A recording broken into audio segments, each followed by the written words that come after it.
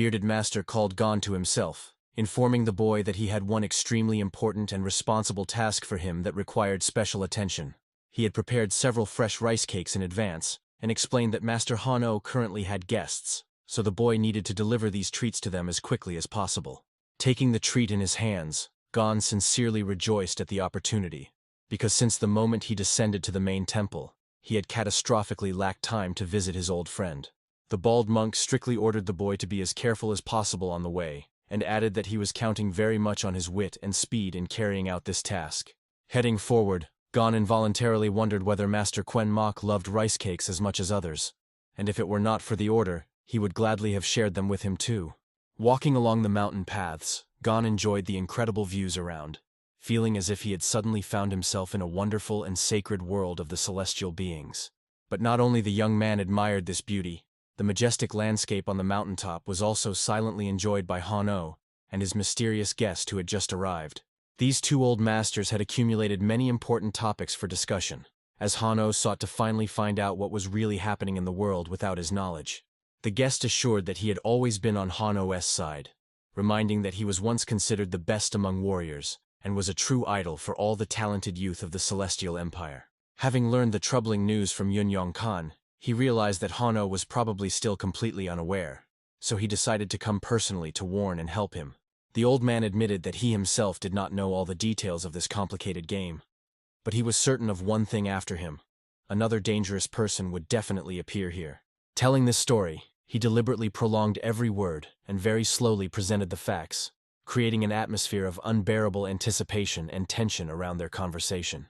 Master Han-Oh could no longer contain his irritation and literally began to boil with anger at the interlocutor's slowness, who could not get to the point. Finally, the old man decided to reveal the true essence of the matter, but as soon as he began to speak, their conversation was suddenly interrupted by someone's cheerful voice sounding very close by. It turned out to be Gon, who had finally reached the summit and brought the promised rice cakes, interrupting the serious dialogue of the two masters with his unexpected and very timely appearance. Han-Oh was absolutely unprepared to see the boy in such a place and at such a time, so his face momentarily reflected genuine surprise at this unpredictable meeting. Meanwhile, the other old man began to scrutinize the youth very closely and critically, as if trying to see through his appearance the hidden power or secret signs of a great destiny. Gon politely addressed those present, noting that the mentor truly had a respected guest, and added that he was personally ordered to deliver these delicious rice cakes especially for them. Having spoken these words with respect in his voice, the boy carefully extended the package of food to the old man, demonstrating his upbringing and full adherence to the monastic etiquette. Suddenly, the second elder literally jumped forward, loudly admiring how charming this boy turned out to be, which greatly embarrassed and surprised Gon. Then he officially introduced himself, stating his name and emphasizing that he was an old and faithful friend of Han-Oh, with whom they had gone through many shared trials. The guest literally overwhelmed the young one with a huge amount of information, so Gon had no choice but to politely name himself in response to such sincere openness. As soon as the boy said his real name, Tan instantly understood everything. Now all the details came together, confirming every word previously told to him by the experienced Yun Kang. He addressed Honorable O, asking if this youth was really to become his official successor, to which the mentor briefly replied that due to certain circumstances, the plans had somewhat changed. However, Tan noted that these were only minor details, after which he took a special item from his pocket and asked the boy to accept this gift in honor of their first and so significant meeting. Mentor Han-Oh immediately began to scrutinize the treat, suspecting treachery, but Tan calmed him down, explaining that he had simply bought these sweets at the market to avoid boredom on the road. Despite the explanation, Han decided to personally check one of the cakes, since in the world of martial arts it is said for a reason that any gift from the Tan clan may carry deadly danger. After a brief reflection, the old master finally dared and confidently tossed one of the cakes into his mouth, trying to detect even the slightest taste of foreign additives or poison. To Han-Oh's surprise, the treat turned out to be truly exceptionally tasty, and he was forced to reluctantly admit that old Tan this time really brought only ordinary and very high-quality sweets from the market. The old man continued to eat with pleasure, paying no attention to the fact that only one last cake remained in the package, which was intended to conclude their small meal. Seeing that the treat was coming to an end, young Gon also decided not to miss the opportunity and quickly tossed the last piece into his mouth, enjoying the sweet taste of the rice product. Since the important task was successfully completed, the boy decided that he should no longer disturb the adult masters, and began to get ready to finally set off back to his usual home. Now that the youth had left, two great masters remained alone to continue their serious conversation. The first topic of which was the extraordinary cleverness and remarkable mind of this little boy. However, Old Tan decided to change the direction of the conversation and touch on a much more serious and dangerous topic that had long troubled him and forced him to remain constantly vigilant. He spoke about the legendary sword Qincheng, which became famous for its incredible power and boundless cruelty, earning among the warriors of the Celestial Empire a gloomy and formidable nickname, Demon Yaksha.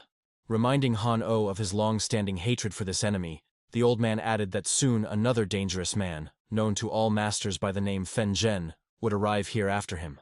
Tan persistently urged Han to realize the full seriousness of the moment, reminding him that Fen Zhen was so fanatically devoted to his path that he once cut off his own hand for a higher purpose.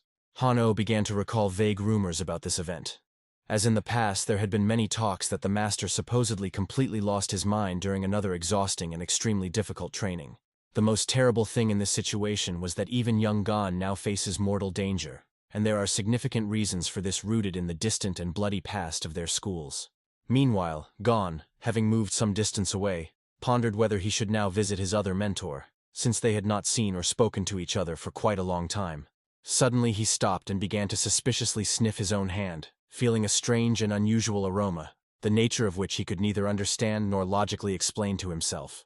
A thought flashed through the young man's mind that this persistent and specific smell might have appeared because of the same sweet rice cakes with which the mysterious old guest had just so generously treated him.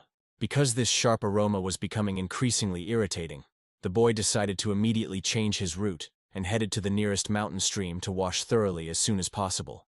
At that very moment, on the mountain peak, Old Tan slowly stretched out his hand and took his cup of fragrant tea, preparing to demonstrate something truly amazing and at the same time frightening to his comrade. Unexpectedly for everyone around him, a powerful green energy began to pulse rapidly, flying out in different directions at great speed, saturating the air with a tangible weight and tension. The drink poured into the cup suddenly began to boil and foam violently under the influence of the Master's inner power, creating the impression that the water itself obeyed his will and changed its properties. Han-Oh immediately understood that before him was a manifestation of truly terrible and uncontrollable inner energy, which only the strongest and most experienced warriors of this world can demonstrate. The mentor was even afraid to guess what such a display of power could lead to, and only silently watched every movement of his old friend, awaiting further explanations of the situation. When the energy disturbance finally subsided and calm reigned again around, Old Tan with an impassive face extended the filled cup to Han-Oh, offering him to personally assess the result. He ironically called this drink poisonous tea, from which at that very moment began to emanate such a gloomy and eerie aura that any ordinary person would feel genuine animal terror. Han-Oh instantly covered his face with the wide sleeve of his garment, demanding to immediately remove this deadly mixture far away, as he had no desire to even touch such a dangerous liquid. Tan emphasized that this was the quintessence of the strongest poison, the creation of which he had spent his entire life on, and the current Han-Oh would need at least half a year to neutralize even part of its energy. The reason for such a difference in strength was that while Han-Oh remained confined within the walls of his school and was practically standing still, other masters continued to relentlessly develop and move forward. We traveled the world, learned secret techniques from higher schools, and never stopped improving for a moment, so the fame of the 10 Lords of Yoon is absolutely deserved and justified, Tan proudly declared. The same words fully applied to his own formidable nickname, the Willful, which he earned thanks to his rebellious character and ability to always act by his own rules. The old master finished his explanations, then with a decisive gesture raised the cup to his lips and began greedily drinking the deadly mixture, showing no fear of its effects. He swallowed the burning liquid gulp after gulp, enjoying its power as if it were the most expensive elite drink, not a concentrated poison capable of killing any ordinary person. Having finished his strange meal, he loudly placed the emptied glass back on the wooden table, causing the dishes around to tremble slightly from the powerful mechanical impact.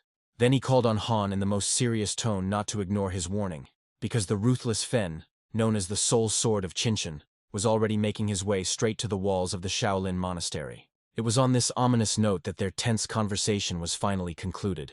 leaving a heavy residue in the air from gloomy prophecies and inevitable challenges awaiting them ahead. Now Hanno tried to comprehend the true intention of his late teacher. Could it be that he foresaw such a development of events, and that was why for years he forbade his student to leave the sacred Shaolin boundaries?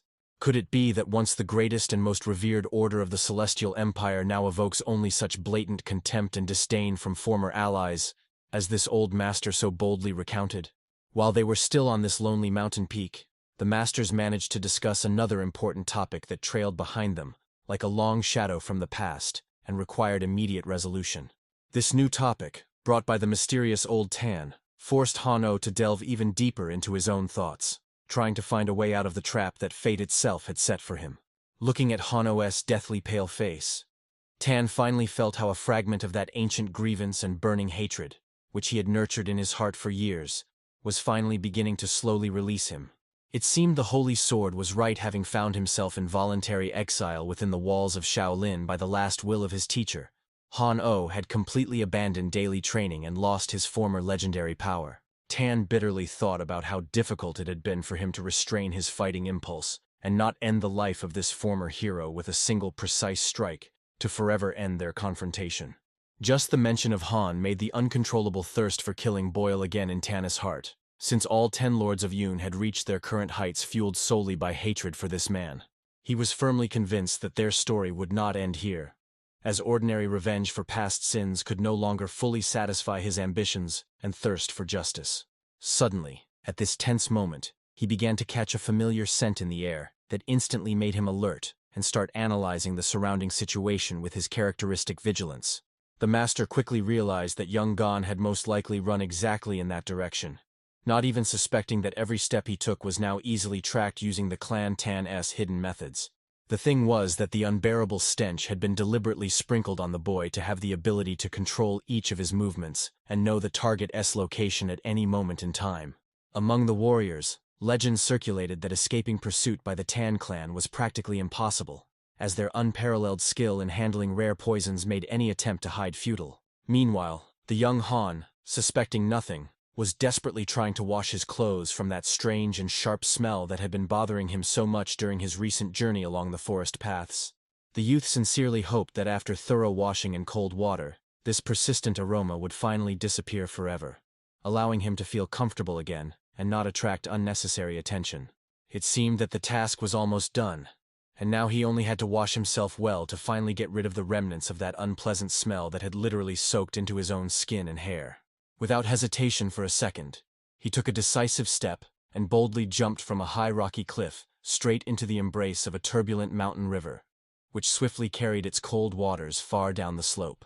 His body rapidly approached the water surface, preparing to plunge into the very depths of this powerful current, which promised to give him the long-awaited cleanliness and true refreshment. With a loud splash, the boy dived into the water, causing thousands of tiny droplets to scatter in different directions under the sun's rays, filling the surrounding air with moisture and the noise of falling drops. However, this old master, whom many considered a true bastard because of his cruel methods, was already very close, silently observing the youth's actions from his secret position. He was intently looking ahead, trying to calculate the next steps of his victim. But one important detail still remained a complete mystery to him, which he could not solve at this fatal moment. Tan could not understand how the unique aroma of Thousand Xiang could suddenly disappear, since he had been perfecting this technique for years so that no opponent could hide from his scent. Why the magical smell suddenly dissipated in the air remained a complete surprise to the old man, as he could not even imagine that the boy would simply think to bathe in the river to wash off his mark.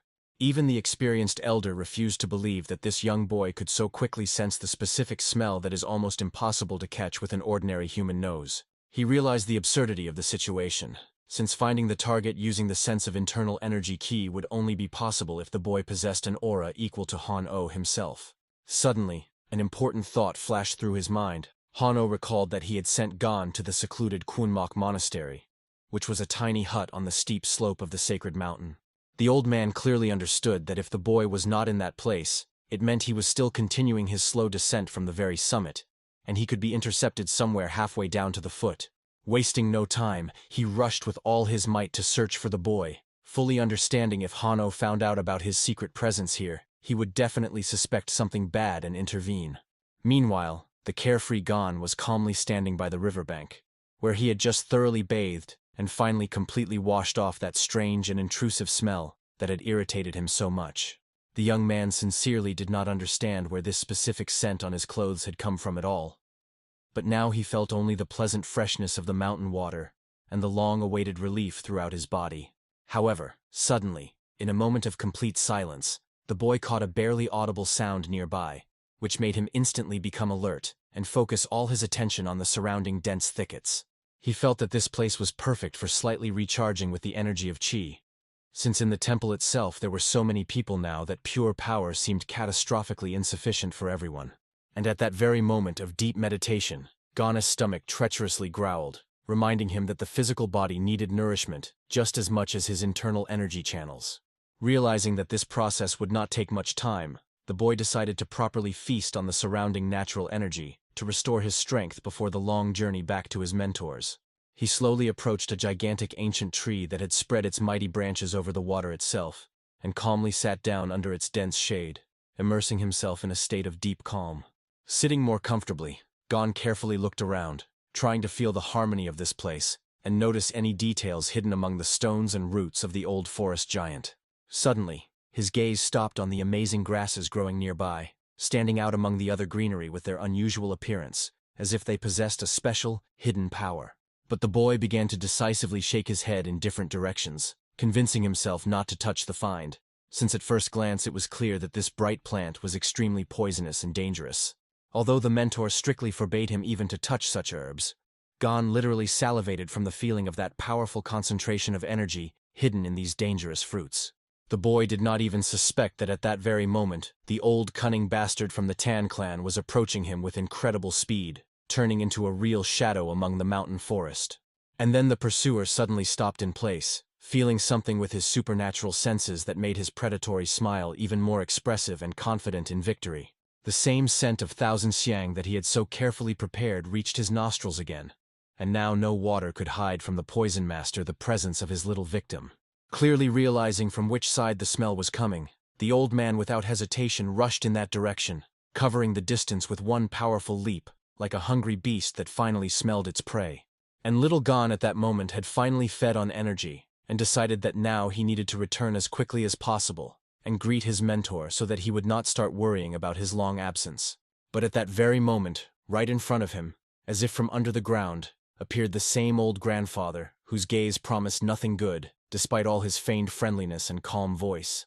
From the very beginning of the conversation, he stated that he found Gon not by accident, but simply remembered that in his haste, he completely forgot to give the boy one very important and valuable gift. The old man began slyly telling that any student of his ancient friend Han-Oh was like a native grandson to him, so he was simply obliged to show his sincere care. Gon politely acknowledged that it was very kind of the elder, but modestly noted that he had studied with his mentor very little, and it was hard to call him a full-fledged student of the great master. These sincere words of the boy greatly surprised the old trickster, while Gon continued to say that during all that time he had only learned to skillfully dodge stones and some techniques of the diamond fist. Feeling this, the old bastard spread into an even wider and more satisfied smile, for now he had a formal reason to carry out his insidious and long-planned scheme. Although Gon was not considered an official student, the very fact of his training in martial arts could easily be interpreted as a direct violation of an ancient and very strict sacred prohibition. With these thoughts, he slowly reached into his deep inner pocket and began to search persistently for something, not taking his vigilant and dangerous eyes off the confused boy.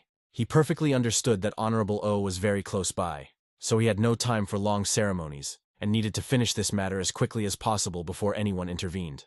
The old man slowly took a mysterious object from the wide sleeve of his clothing, and, with feigned kindness, extended it to the boy, carefully watching his reaction. Gon did not hide his sincere admiration, for it was the first time in his life he had seen such an incredibly beautiful and bright object that shimmered so strangely under the rays of the sun. He began to explain the enormous value of the item, assuring that it was an extraordinarily rare bead that needed to be treasured as the greatest treasure in one's life. When Gon awkwardly called it an overly generous gift, the old man just waved it off, saying it was a trifle he was not at all sorry to give to such a fine boy. He persistently asked the youth not to refuse the gesture of goodwill, but simply to take the gift into his hands as a sign of their unexpected but pleasant meeting by the river. In a moment, The magical bead was in Gon's palms, shining with a cold light that momentarily blinded the boy's eyes with its unusual and mysterious beauty. But as soon as the boy squeezed the fine tighter, it suddenly cracked, and before his eyes turned into a dense, shimmering liquid that began to rapidly spread over his skin. At that moment, Gon was completely confused, unable to comprehend what exactly had happened and why the solid object so suddenly changed its form, becoming a liquid substance. But on the face of the old bastard, an increasingly distinct and cunning smile began to appear, revealing his true intentions and satisfaction from the successful plan. When the amazed boy exclaimed that the bead had simply melted, the old man with hypocritical concern asked for permission to look closer at what remained in the palm. But looking at his own hand, Gon noticed with horror that it was beginning to disappear in a strange way, as if dissolving into space under the influence of that incomprehensible energy. Meanwhile, all the mysterious power that had recently been concentrated in his palm began to flow uncontrollably upward along the arm, penetrating deep inside the body. The boy, completely stunned, watched his body, not understanding the nature of the terrible process engulfing every cell of his young and strong body. Something dark and inevitable was rapidly rising through his channels, heading directly to the very center of energy, his sacred and vulnerable dantian. In a quiet, almost serpentine voice, the old bastard whispered that the bead had simply disappeared, and there was nothing terrible about it, as it supposedly did not have much value anyway. And at that fatal moment, a sharp flash occurred. The foreign energy began to wildly rage and boil inside the boy, tearing his internal channels to pieces.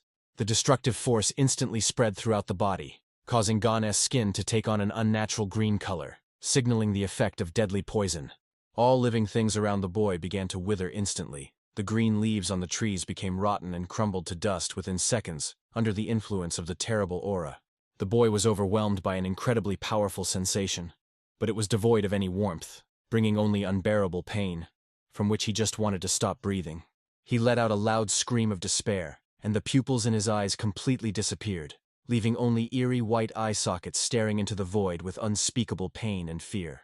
Already after a second he fell powerless to the ground, and the old man at that moment openly admitted that this gift was the quintessence of his most perfect poisonous art. Despite the terrible blow, the boy did not lose consciousness. He began to desperately crawl on the hard ground, convulsing and screaming from internal tortures. Meanwhile, the old man continued calmly explaining the effect of his poison, noting that tens of thousands of toxic properties would manifest in the body one after another. 3 months remained until the full awakening of the poison in the body, and if by that time the master himself did not intervene in the process, Gon was doomed to a slow and painful death. Now the Shaolin monks would have to make an impossible choice: either passively watch their student die or accept humiliating conditions from the hostile clan. Only sending Gon to the Tang clan could guarantee his life, since trying to solve the problem on their own would inevitably lead to the instant death of the youth. According to this cruel old man, everything looked extremely simple. But behind this simplicity hid a true tragedy capable of breaking anyone's fate. At that moment he even recalled an incident from his distant youth, hinting that Han-Oh should well remember this bitter taste of powerlessness in the face of the inevitable. The sinister old man enjoyed the thought that his longtime enemy Han-Oh would finally lose his beloved child, who had become too dear and close to him. This treacherous bastard did all this only to finally take revenge and deprive his rival of the person with whom he wanted to spend the rest of his life. This fatal story began exactly 15 years ago in a small village spread near the majestic and impregnable walls of the Shaolin Monastery. The events unfolded in the local tavern, which was packed with noisy people, creating the illusion of an ordinary evening that promised nothing extraordinary. In those times, Tan Sedin was a very young guy who had just turned 20 years old, and he was full of ambition and a desire to prove his superiority to the whole world. He sat opposite a charming girl named Manhwa, feeling his face betray him by turning red from an excess of feelings and excitement in her presence. The young man was madly in love with her, and even received an official promise from her father that after his return from Shaolin, they would finally be allowed to marry. At the very same time, the legendary Han-Oh was in this noisy tavern, whose presence instantly attracted the attention of all the visitors in the establishment. He confidently placed a mysterious drink on the table, and loudly addressed those present, calling on those who considered themselves worthy to step forward and accept his challenge. The master openly warned everyone that this tea was deadly poisonous, not hiding at all the danger that awaited anyone who dared to take even one sip. Han-Oh especially emphasized that only truly worthy and strong-spirited warriors would be able to drink this beverage and remain alive after such a trial. Sadine instantly realized that before him stood the very divine dragon of Shaolin, whom everyone considered the strongest master among all the youth of the Central Lands. Manhwa, who was sitting nearby, noticeably blushed, and began enthusiastically telling that only by seeing Han in person could one understand how outstanding his aura was. The girl was so strongly enchanted by the mighty figure and unbreakable spirit of Han-Oh that she completely forgot about everything else, not taking her shining eyes off him. Meanwhile, Han continued his speech, asserting that the sacred Shaolin was not a place for people weak in spirit who were afraid to face true pain. All the girls present in the tavern blushed with delight, looking at the majestic warrior whose every word was filled with absolute confidence in his own invincibility. But for Tan Sadine, it was a real torture to see how his beloved so openly admired another man, and a flame of jealousy instantly ignited in his heart. Unable to endure this humiliation any longer, he abruptly rose from his seat and with a determined step headed towards Han-Oh to put an end to this demonstration once and for all. He loudly and boldly declared to the entire tavern that he would drink this poisonous tea without hesitation, and prove to everyone around that his own skill was no less than Shaolin-s. Sadin openly expressed doubt in Han-'s strength, finally proposing to clarify in an honest duel whose art was mightier, his knowledge of poisons or the monk's inner energy. It was a direct challenge, the goal of which was to determine what would prove stronger, the secret techniques of the Tan clan, or the legendary power of the divine dragon, about which legends were told. Thus began this deadly, dangerous duel of poisonous arts, which instantly made all the tavern visitors hold their breath in anticipation of the finale. Hua Yan, holding her breath, tensely watched every move of the opponents, realizing that the fate of two outstanding masters was being decided before her eyes. The deadly tea began to slowly flow down Sadin's throat, and he strained all his inner strength to resist the destructive effect of the toxins that entered his blood. Just as confidently and calmly, Honorable O swallowed the poison, showing no sign of fear or pain, as if he were drinking ordinary water, not a concentrated essence of death. Already after a moment, 2 empty glasses with a dull clatter were placed back on the wooden table, marking the end of the first stage of their mad competition. They silently and intently looked into each other's eyes, trying to find in the opponent's gaze at least the slightest hint of weakness or signs of approaching death. Sadin above all desired only one thing at any cost: to prove to the lady of his heart that he possessed true power capable of overcoming even the strongest obstacles. Han-Oh, on the other hand, looked at him only as another arrogant fool who, because of his excessive pride, dared to challenge someone far beyond his abilities. And indeed, at that moment the poison-S effect began to show on Sadin's face. His eyes started to change color, revealing the terrible struggle raging inside his body. At the same time, Han-Oh appeared completely sober and calm, as if the destructive energy of the drink had no power over him thanks to his impeccable control of it.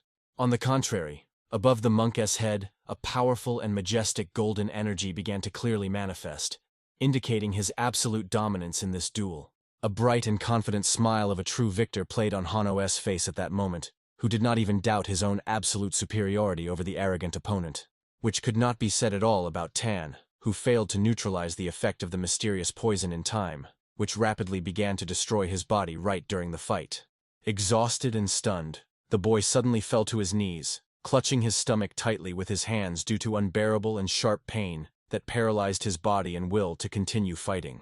At this most inappropriate moment, Sadine began a terrible attack of uncontrollable diarrhea, which instantly destroyed his reputation and pride before everyone present in the tavern. Han-Oh remarked with obvious contempt that the loud claims about the greatness of the Tan clan as unsurpassed poison masters turned out to be empty words not worthy of any respect. The worried girl wanted to immediately rush to help her beloved, but Sadine, in despair, held out his hand, begging her not to come near him in such a shameful state. It was at this fatal moment that Sadine experienced the same sudden and uncontrollable lower chakra opening, which became the beginning of his greatest life disgrace before the whole world. Holding her breath, Manhwa watched in complete shock the unheard-of shame and humiliation that befell Sadine in front of the crowd that just a minute ago admired him. Without a doubt, to every visitor of the tavern this spectacle seemed an incredible abomination, which provoked only feelings of disgust and deep disappointment in the once promising young master. The situation looked truly terrible. He not only lost spectacularly to the divine dragon, but also publicly soiled himself, forever losing any dignity in the eyes of those around him.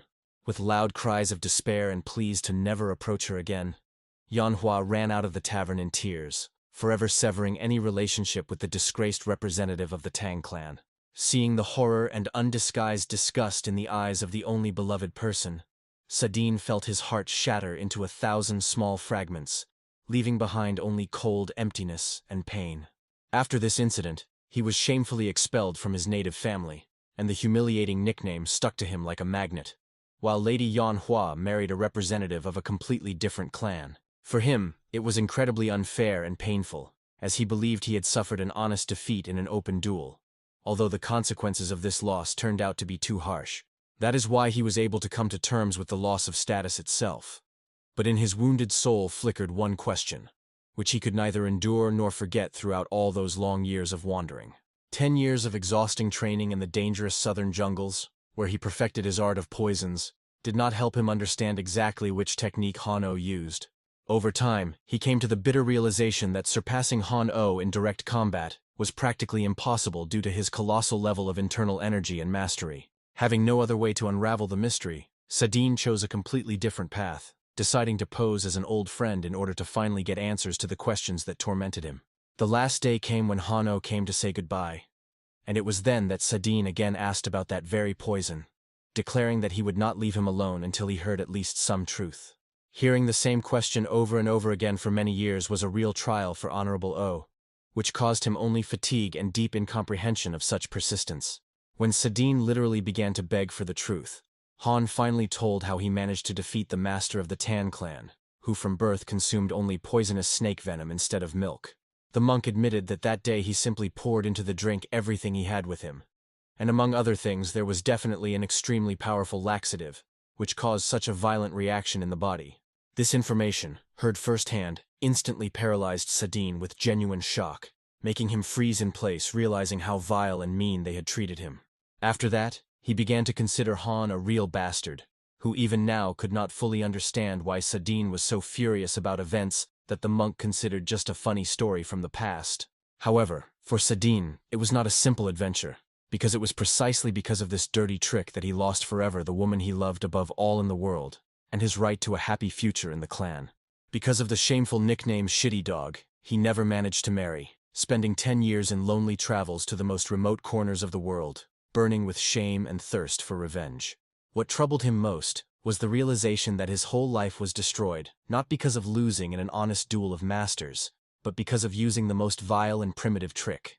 It was for this reason that Sadin was not ready for a second to forget or forgive that old insult, which had been burning his soul throughout all the time spent in exile and constant training. Now he stood with a triumphant smile on his face, feeling that his long-awaited revenge had finally come true, and the insidious plan regarding young Han worked perfectly.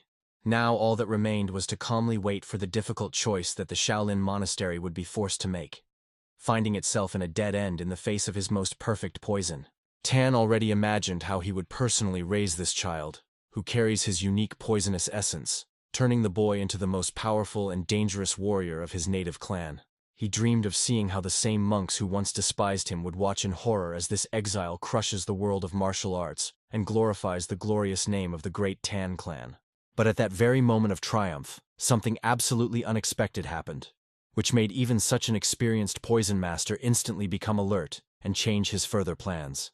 This treacherous bastard suddenly felt on himself someone as strange and incredibly powerful pressure, which literally pressed him to the ground with its monstrous and unbreakable inner strength. He could not comprehend who nearby could pose such a serious threat to him, since it definitely was not Han-Oh, whose energy he had learned to recognize among thousands of other masters.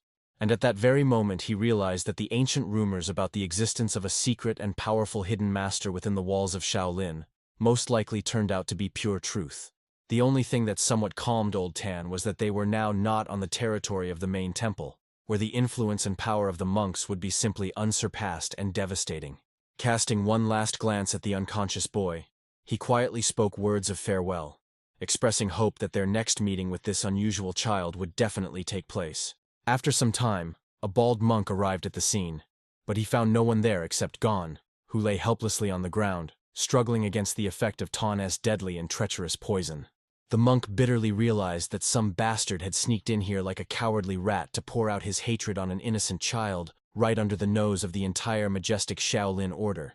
He perfectly understood that the nickname the Willful was given to Sadine not without reason, and now even he would find it incredibly difficult to find a way to neutralize the effect of this terrible and rare poison. The bald man began to scold himself for his slowness, thinking that if he had come even a few minutes earlier, such a terrible tragedy would never have happened to this innocent child. With trembling hands, he opened the boy's clothes and carefully placed his palm on his neck, trying to catch a weak pulse and understand how deeply the poison had managed to penetrate the body. Suddenly he noticed and took out what made his heart beat faster from shock. It was the legendary pearl of poison suppression, which somehow ended up in the hands of little Gon. For the monk, this became a true glimmer of hope, as thanks to the magical properties of this item, the spread of toxins significantly slowed down, giving the boy one more chance for salvation. However, time was running out, so at first he decided to immediately take Gon to a safe and cozy place, and only then start urgent searches for the medicine needed for treatment. Picking up the child in his arms, the monk rushed forward through the dense thickets, trying to reach the shelter as quickly as possible, where the boy could be given the first necessary aid. Although the pearl restrained the effect of the poisonous essence, he still feared whether the fragile childish body could withstand such colossal pressure from the dark and destructive energy of the enemy. Whether a person could survive after such direct contact with the power of the Tan clan remained a complete mystery, the answer to which was known only to time and Gon's unbreakable will to live. Meanwhile, Honorable O, who was still standing on the mountain peak, felt slight anxiety, as not long ago he distinctly sensed in the air the specific and unpleasant energy of that very Sadine. Troubling thoughts began to creep into the mentor's mind that the Saren might have planned some new treachery to take revenge for his old defeat in that ill-fated tavern near Shaolin. But in the end, he convinced himself that the idiot was unlikely to dare open hostile actions on the sacred territory of the monastery, where every stone is saturated with the power of hundreds of generations of masters. Casting aside all doubts, Honorable O simply turned around and calmly walked toward his dwelling, to finally rest a little after the exhausting conversation with the uninvited guest from the past. Meanwhile, Tan Sadine, who was disdainfully nicknamed Sirun in the monastery, had already crossed the border of Shaolin's domain, feeling complete satisfaction from the successfully executed treacherous plan. Suddenly, a man emerged from the shadows of the trees, politely greeted the master of poisons, and eagerly asked whether he had managed to achieve the desired goal during this dangerous and secretive expedition. Tan confidently confirmed the success of his mission, noting that without the help of the man dressed as a Shaolin monk, it would have been much more difficult to accomplish, for which he expressed his sincere gratitude. The bearded monk called his assistance only a small favor, but a clear interest in the further development of events, which he himself had so carefully helped to plan, could be read in his gaze. It was he who on the eve entrusted Gon to deliver rice cakes, deliberately putting the boy in harm's way, and now this traitor awaited the promised reward from Tan for his dirty work. The main condition of their secret agreement was Tan's promise to protect Shaolin from the interference of the 10 Lords of Un, whose actions threatened the usual peace and security of the entire order. However, Sadine honestly admitted that even he was powerless to stop Fenjing, who was already preparing for an attack, which was precisely what they were discussing in their tense conversation under the cover of the night forest. Speaking about this incredibly strong man, Tan only coldly remarked that he had personally changed the fate of little Gon, and now the boy's future looked extremely bleak and doomed. He added that the child most likely would never be able to return to a normal life, since he had successfully introduced his deadly poisonous essence directly into the body of the unsuspecting youth. The bearded monk finally realized the scale of the disaster. He had naively believed that Tan would only test Gon's skills in foreign schools, but reality turned out to be much more terrible and insidious. Behind the cunning and satisfied smile of this rookie hid a much greater meanness than the monk could imagine, and now he felt how cold tension gripped his own heart. Now the bearded man clearly understood that all the blame for what had happened lay solely on him, since he had organized this fatal meeting, becoming an involuntary instrument in the hands of a treacherous enemy. Overcome with doubts, the monk asked Tan why this little boy had become so important to the 10 Lords of Un, that they dared to commit such a vile act right on the territory of the sacred monastery. The answer was cruel. For decades these outstanding masters had lived focusing all their hatred on one Hong-O, and now their rage sought any outlet for final revenge. The bearded man noted that it would have been more logical to deal directly with his enemy, rather than doing such terrible things to a defenseless child who had not even had time to learn the true world of martial arts. However, Tan replied that the current events are merely the inevitable consequence of the very oath once given by the great mentor Mugak. trying to save his wayward disciple from deserved punishment. The monk had previously heard these legends about how the great Mugak, despite his venerable age, went from one school to another, trying to atone for the numerous sins and misdeeds that Hanno committed in his past. It was then that Honorable O was strictly forbidden to leave the boundaries of Shaolin and to take disciples, so as not to allow the leakage of secret techniques of other schools, which he so brazenly appropriated during his bandit travels. Siren added that if it were not for this sacred protection of the monastery walls, Han would have long ago been torn to thousands of pieces by enraged masters who sought justice for the insults and humiliations of past years. In Tan's opinion, Shaolin showed terrible ingratitude by deciding only formally not to consider Gon a disciple, while allowing him to effectively inherit the martial path and all the unique knowledge of Han-O. Now the bearded monk finally understood why the willful Tan and the only sword Fen were so obsessed with this boy, seeing in him the living embodiment of everything they so sincerely hated. Since Gyeongmok officially renounced the mentor and martial arts of Shaolin, an attack on him by the lords would be a gross violation of the laws. But Gon, who accepted Han's legacy, became a legitimate target. It is precisely because of this that all the rage accumulated over many decades now fell as a huge burden on the shoulders of a child who simply had the misfortune to become the heir of the path of the great Han-O. However, the bearded man could not understand the root of this monstrous and bottomless hatred, so he directly asked the elder Tan about what exactly once happened between him and the divine dragon. Tan answered briefly and grimly, noting only that Han once took from him the most precious thing he had in life, leaving only a scorched desert and an endless thirst for revenge in his soul. He added that a Shaolin follower should not delve into conversations about the complex feelings between a man and a woman, since the monk would not understand the pain of losing the one who was dearer to him than anything else. That is why now he answers Han-O in exactly the same way, destroying the life of the one who became dearer to the mentor than his own life, and feels only cold and sweet satisfaction from revenge.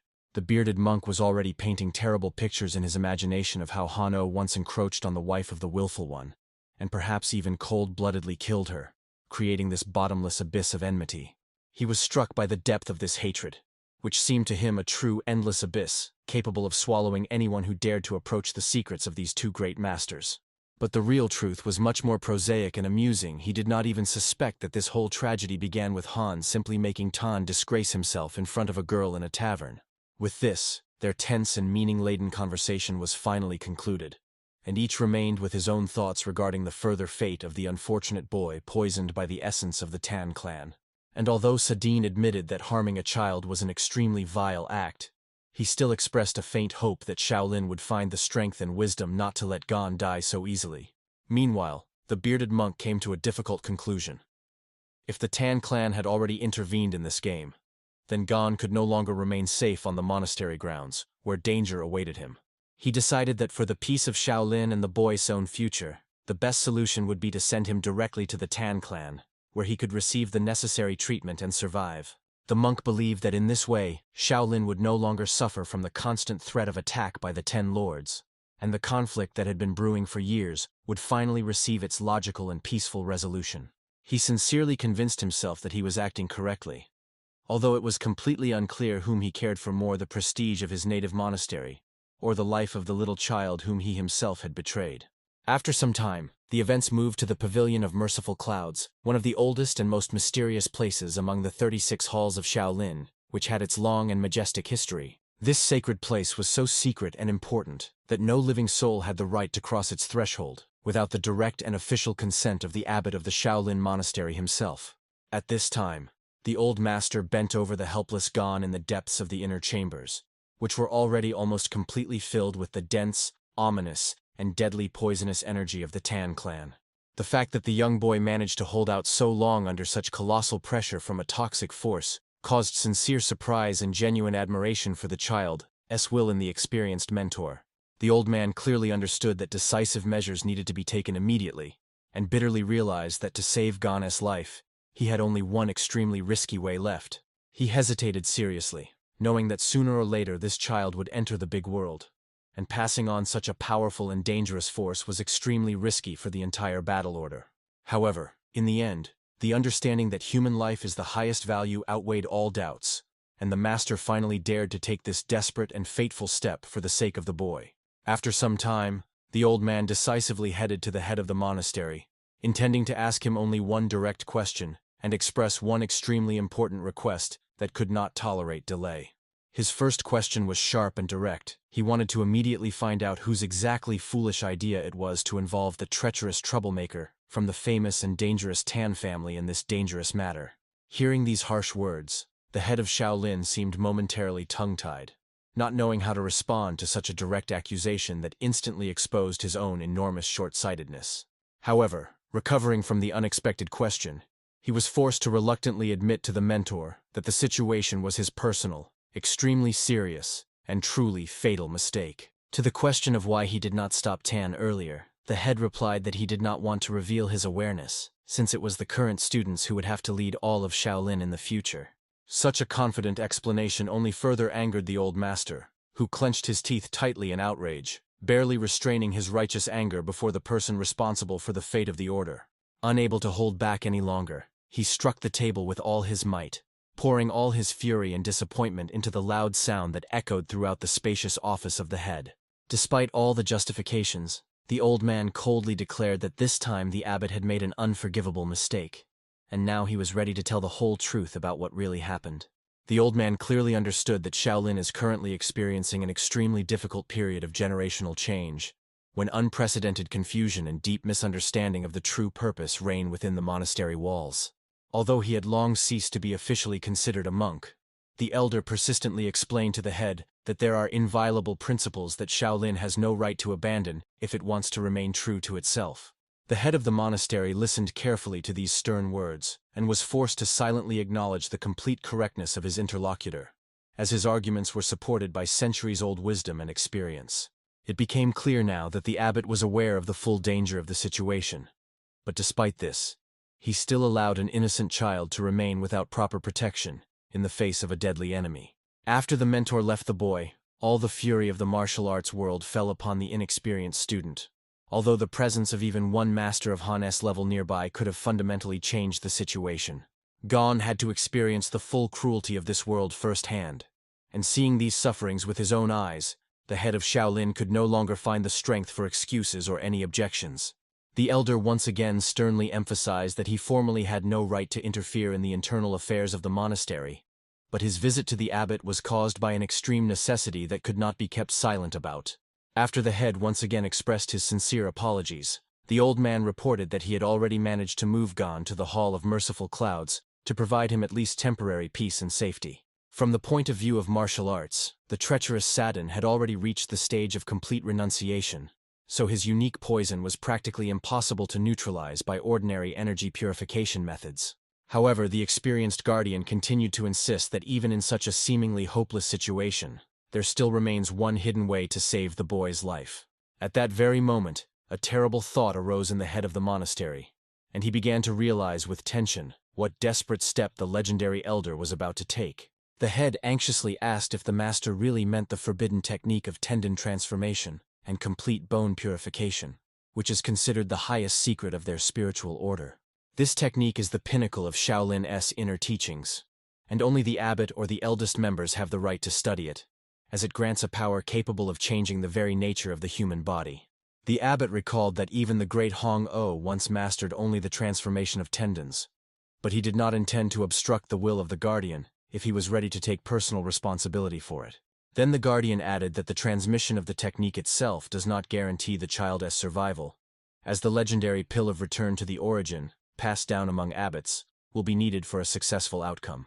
Before giving his final answer to such a bold request, the head of Shaolin asked the guardian for permission to pose only one, but extremely important question that had long troubled his soul. He reminded that the elder does not belong to the official structure, and can remain anywhere as a hidden master, so his interference in the worldly boy's internal affairs seemed very strange. The main thing the head wanted to hear was the real reason why such a powerful and majestic master shows such deep and sincere concern for the fate of an ordinary child who has no relation to the temple. The elder's answer was full of sorrow. He noted that the abbot took the path of refusal only after the death of his disciple, and he himself had already fulfilled his duty by passing on the last instructions on the secret technique. Despite these deep philosophical reflections, the head still persistently awaited a clearer and more understandable answer regarding the true motives of the elder's unusual behavior.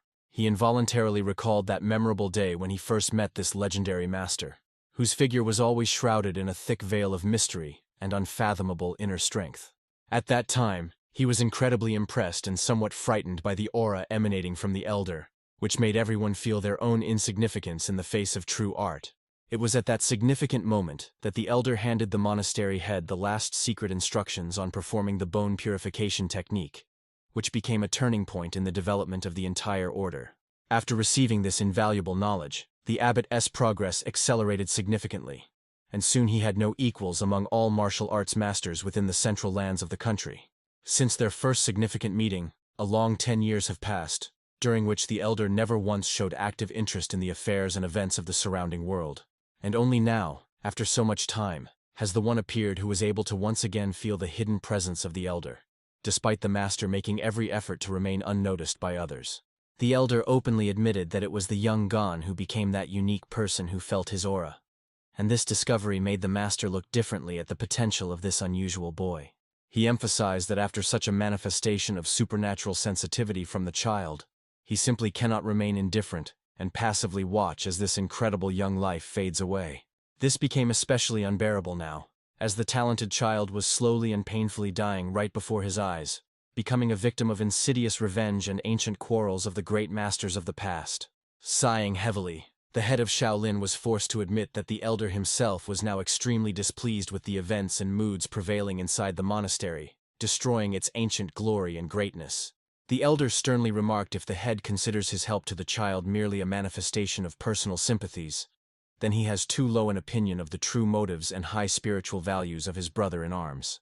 Having heard these words, the abbot asked hopefully whether this mysterious boy could really become the force that would finally pull the current Shaolin out of the deep quagmire of decline and internal strife. Then the elder silently turned his head away, making it clear that he had never thought about such global consequences, focusing exclusively on saving a specific human life.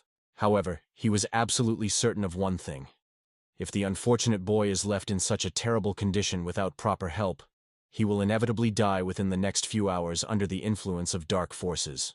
But the head of Shaolin continued to insist on his question, seeking to understand whether this decision would be right for the safety of the order itself, and what exactly the mentor intends to do to protect the temple. The elder replied that he does not know what exactly the abbot is contemplating, but he simply cannot leave the child who is right now fighting a desperate and painful battle for survival with his last strength. He added that he was personally ready to sacrifice himself for the good of Shaolin at any moment, but did not consider it possible to demand such sacrifice from other people, especially from an innocent boy. This sincere answer made the leader barely smile under his thick gray beard, for he finally saw before him a person of truly high virtue, acting according to the call of the heart. At such a moment, any further reflections on who was right and who was guilty in this situation seemed absolutely superfluous and unimportant in the face of the mortal danger threatening the child. Then the abbot decisively approached the old cabinet and began carefully taking out the very legendary pill, which was the last hope for restoring internal energy and cleansing Gon's body. He silently handed the priceless artifact to the elder, asking him to act as he deemed necessary, fully trusting his wisdom and impeccable skills in treating combat injuries. The abbot could only sincerely pray after the mentor when he quickly left the building with the pill in his hands, preparing to begin the complex process of neutralizing the terrible poison of the Tang clan. Left alone, the leader pondered that due to the insidious actions of the willful one, a real storm was beginning to rise in the very heart of Shaolin, capable of forever changing the usual way of life of the monastery. The poison master surely knew about the secret techniques and the great pill of revival, so he arranged a meeting with Hong-O to confirm his suspicions, and only after that start his destructive game. In the end, the abbot had to admit that now they could only closely monitor the cunning plan of the willful one, trying to anticipate his next moves in this dangerous game. Meanwhile, in his chambers, Gon suddenly fell from the bed onto the cold floor, feeling his body shudder from another attack of unexplained weakness and severe internal pain. The boy tightly held his head with his hands, which hurt incredibly from the throbbing pressure, trying at least for a moment to calm this terrible sensation that was tearing his consciousness to pieces. Being in a state of complete shock, the youth could not at all comprehend what was happening to his body right now, and why the familiar world around him suddenly became so hostile and incomprehensible. Looking around confusedly, he could not recognize the room he was in, and did not understand how exactly he ended up in this mysterious place after his walk by the river on the mountainside. Besides the pain, the boy was troubled by a strange and extremely strong feeling of hunger, which felt as if he had not eaten for many days, despite having recently enjoyed some flatbreads. He tried to recall the events of the last hours. He only remembered how his grandfather from the Tan clan gave him a beautiful bead that instantly melted in his hands, and then everything around was covered with thick and impenetrable fog. Not understanding the true nature of what had happened, the boy naively believed that the strange pill bead was something extremely valuable, although in reality, it carried only death and destruction. In fact, the poisonous essence of the willful was the true embodiment of his entire life path, and even an experienced poison master would hardly be able to handle such a concentration of power alone. However, Geon had eaten poisonous plants with powerful yang energy since childhood, so his body could manage two types of energy, which was similar to the secret technique of the Tan family, the unity of heaven and earth. Thanks to this unique ability, he was literally able to absorb the essence of the poison, restraining its destructive power throughout one life cycle, even without conscious control over its circulation. Moreover, the willful deliberately excluded corpse poisons from the essence S composition, as he seriously considered the possibility of taking Geon into his clan and making him his best next disciple. But the boy did not know any of this yet. His only concern was not to be late for the evening meal, since he was already missing classes, and they might start considering him an ordinary idler again. Gathering the last of his strength, he decided to go to the mentors as soon as possible to explain that his long absence was connected with fulfilling an important assignment from the bearded monk. Geon was already about to leave the room to make it to dinner and at least somewhat satisfy his hunger. But suddenly, he stopped sharply, feeling some strange inconsistency in the surrounding space. The boy slowly turned his head back and looked intently once more at his empty bed, trying to understand what exactly in this familiar setting made his heart beat with anxiety. Geon suddenly realized that he would not be able to leave this mysterious place just like that, because every cell of his body felt a strange resistance and an incomprehensible heaviness that shackled his movements. Meanwhile, the elder was already hurrying to the boy's room, tensely pondering the difficult situation and trying to find a way to neutralize the terrible poison he had encountered. Having come to a difficult conclusion, the master understood that it was simply impossible to immediately remove such a concentrated poison, so the only way out was to allow the boy to fight this force himself. He secretly feared that this exhausting process of internal cleansing could drag on for many years, or even entire decades, testing the limits of human capabilities.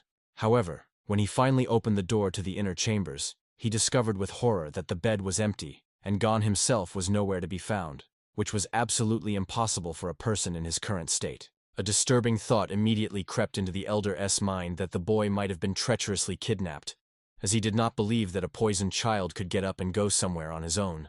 But looking closely at the bed, he noticed that the bedding was folded extremely carefully and neatly, which eloquently indicated that the boy had definitely not been forcibly taken from there against his will. However, common sense suggested to the master that the young man simply could not have left on his own in such a critical condition, making this situation even more mysterious and dangerous for the entire monastery. Realizing that every lost minute could cost the child his life, the elder decided to immediately begin the search and find the fugitive as quickly as possible before it was too late to save him. Meanwhile, the sun was slowly setting toward the horizon, painting the sky in crimson colors and heralding the approach of twilight, which could significantly complicate the search for young Geon in the mountainous terrain. Geon himself accidentally stumbled upon a secret passage he had never noticed before, and hoped that this path would finally lead him to the main gates of his native Shaolin monastery for rescue.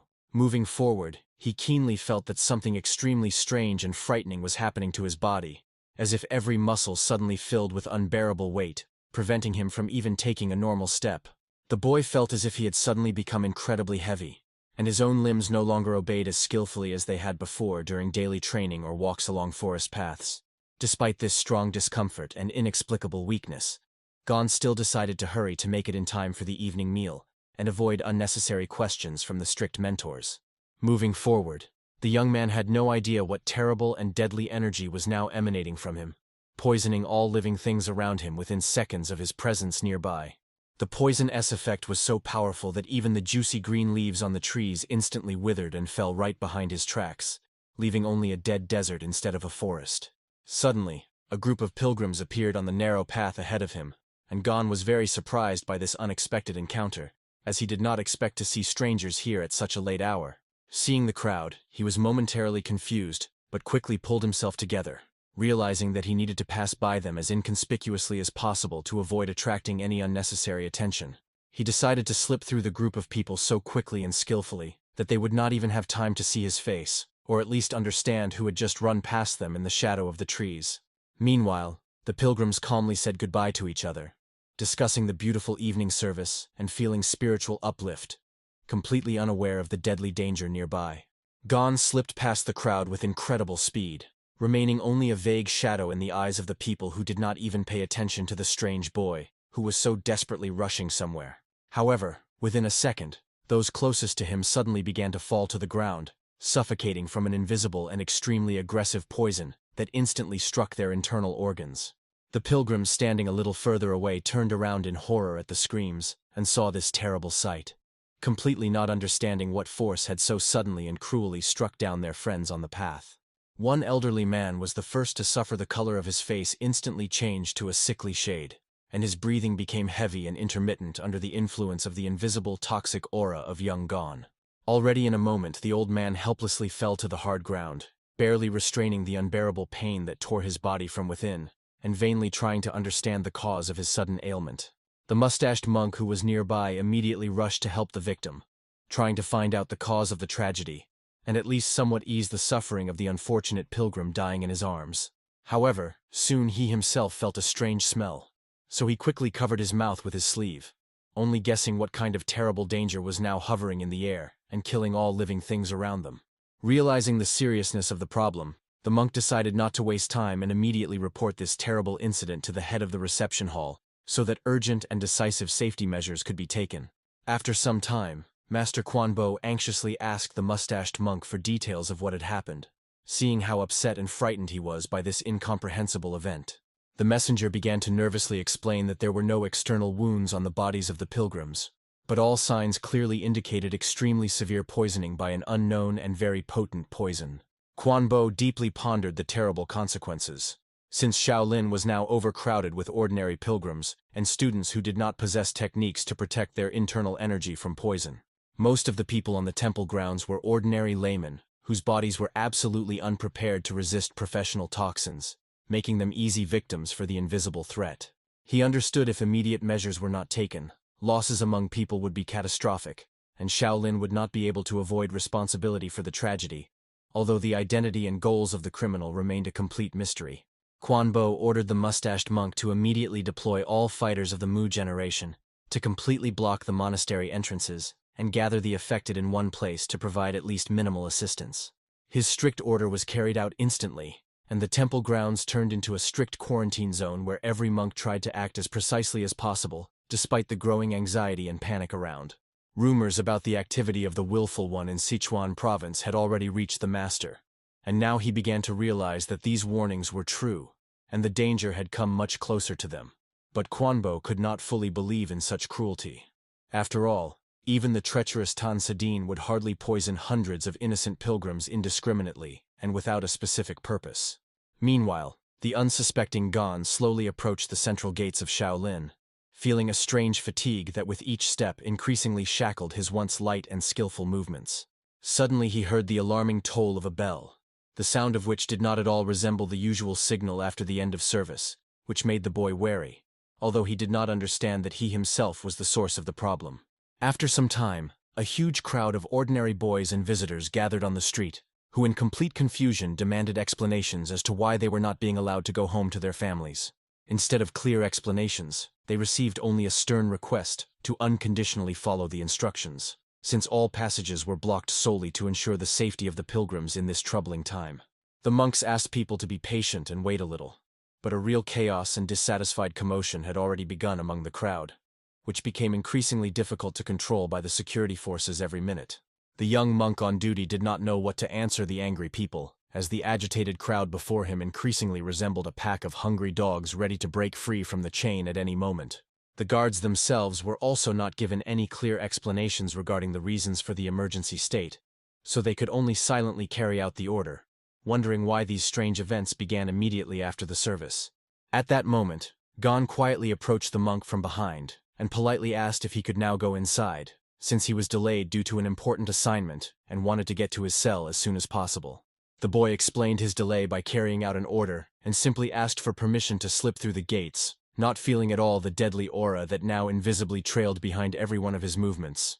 The monk looked at Gon and, recognizing him as one of the secular disciples, decided that the delay of such a small one was not worth extra trouble with the higher authorities, if he let him through without unnecessary formalities. It was precisely because of the unwillingness to escalate the conflict and write unnecessary reports that he decided to make an exception for the boy, thereby making a fatal mistake that put the lives of many people at risk. The guard only briefly ordered Gon to pass as quietly as possible so as not to be seen by the senior monks, who were now patrolling all entrances and exits of the main monastery grounds in great fuss. Then he wanted to ironically add whether this task was just an ordinary excuse for a truant. But he did not manage to finish his thought because a sudden and unbearable pain instantly pierced his entire body. A sharp flash in the chest made the monk fall silent mid-word, and his breath was caught by an incomprehensible pressure that seemed to tear his heart and lungs into thousands of tiny bloody pieces from the inside. The guard convulsively grabbed his chest with his hands, trying to understand what was happening to him. But the pain was so paralyzing that he could not even utter the slightest cry for help. The senior brother, who was standing on duty nearby, immediately noticed something was wrong and anxiously asked his companion about his condition, trying to support him until he fell onto the hard cobblestone. However, he only writhed in convulsions and could not utter a single word while his skin, before the witness's eyes, began to take on a terrible brown shade, characteristic of the effect of the strongest poison.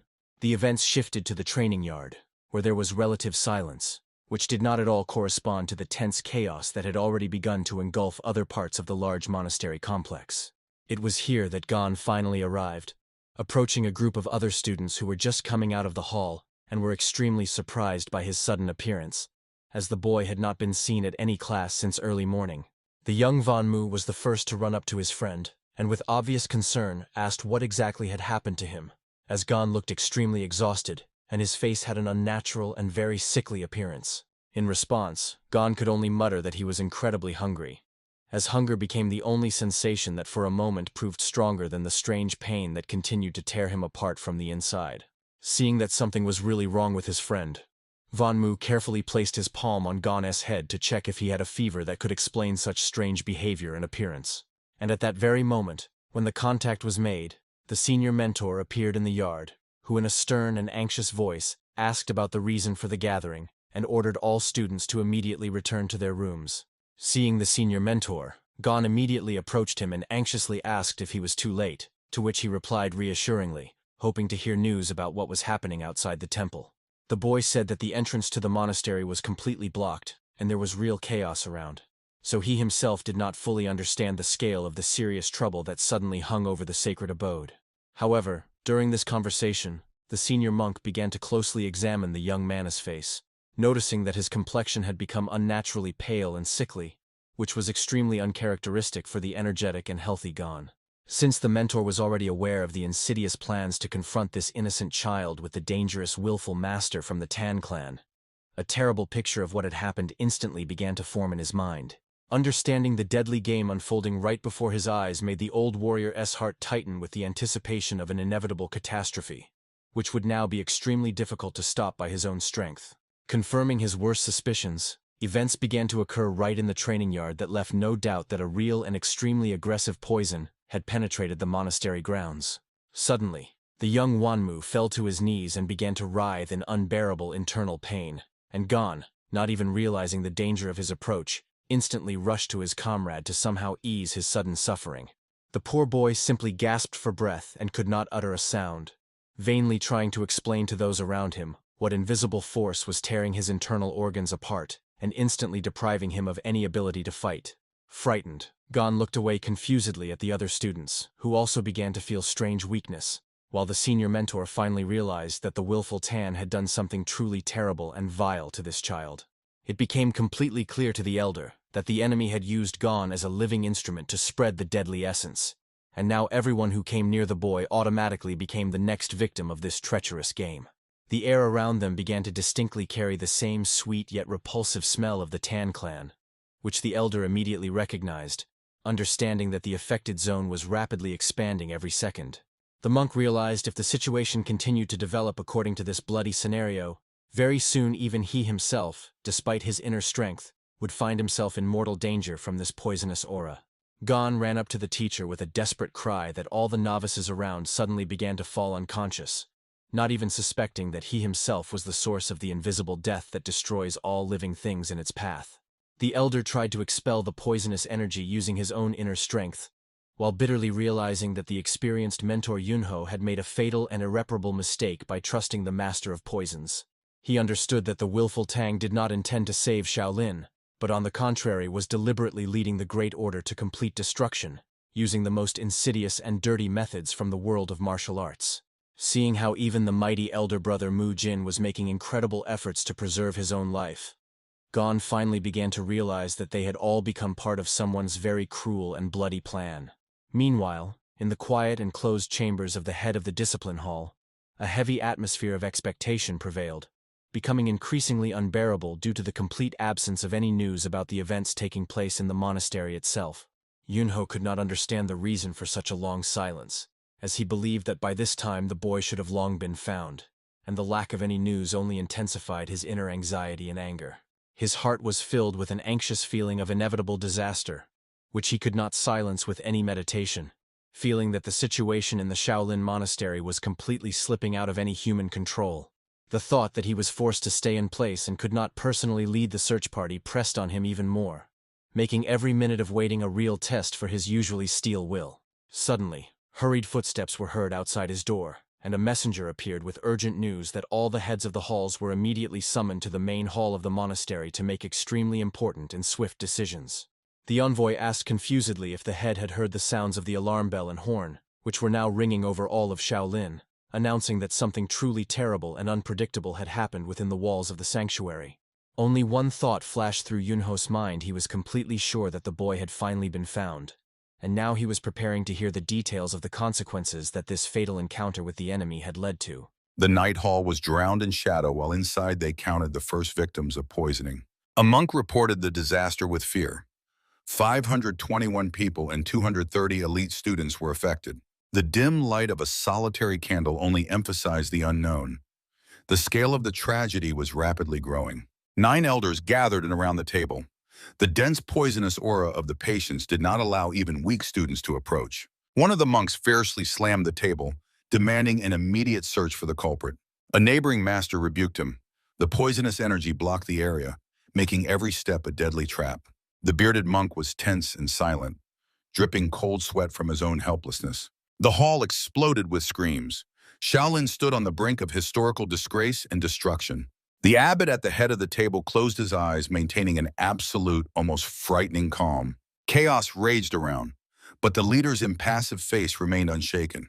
As soon as the head of the temple spoke, the noise instantly stopped, and those present were stunned with shock. The mustached elder protested, demanding the immediate arrest of the killer to stop new victims.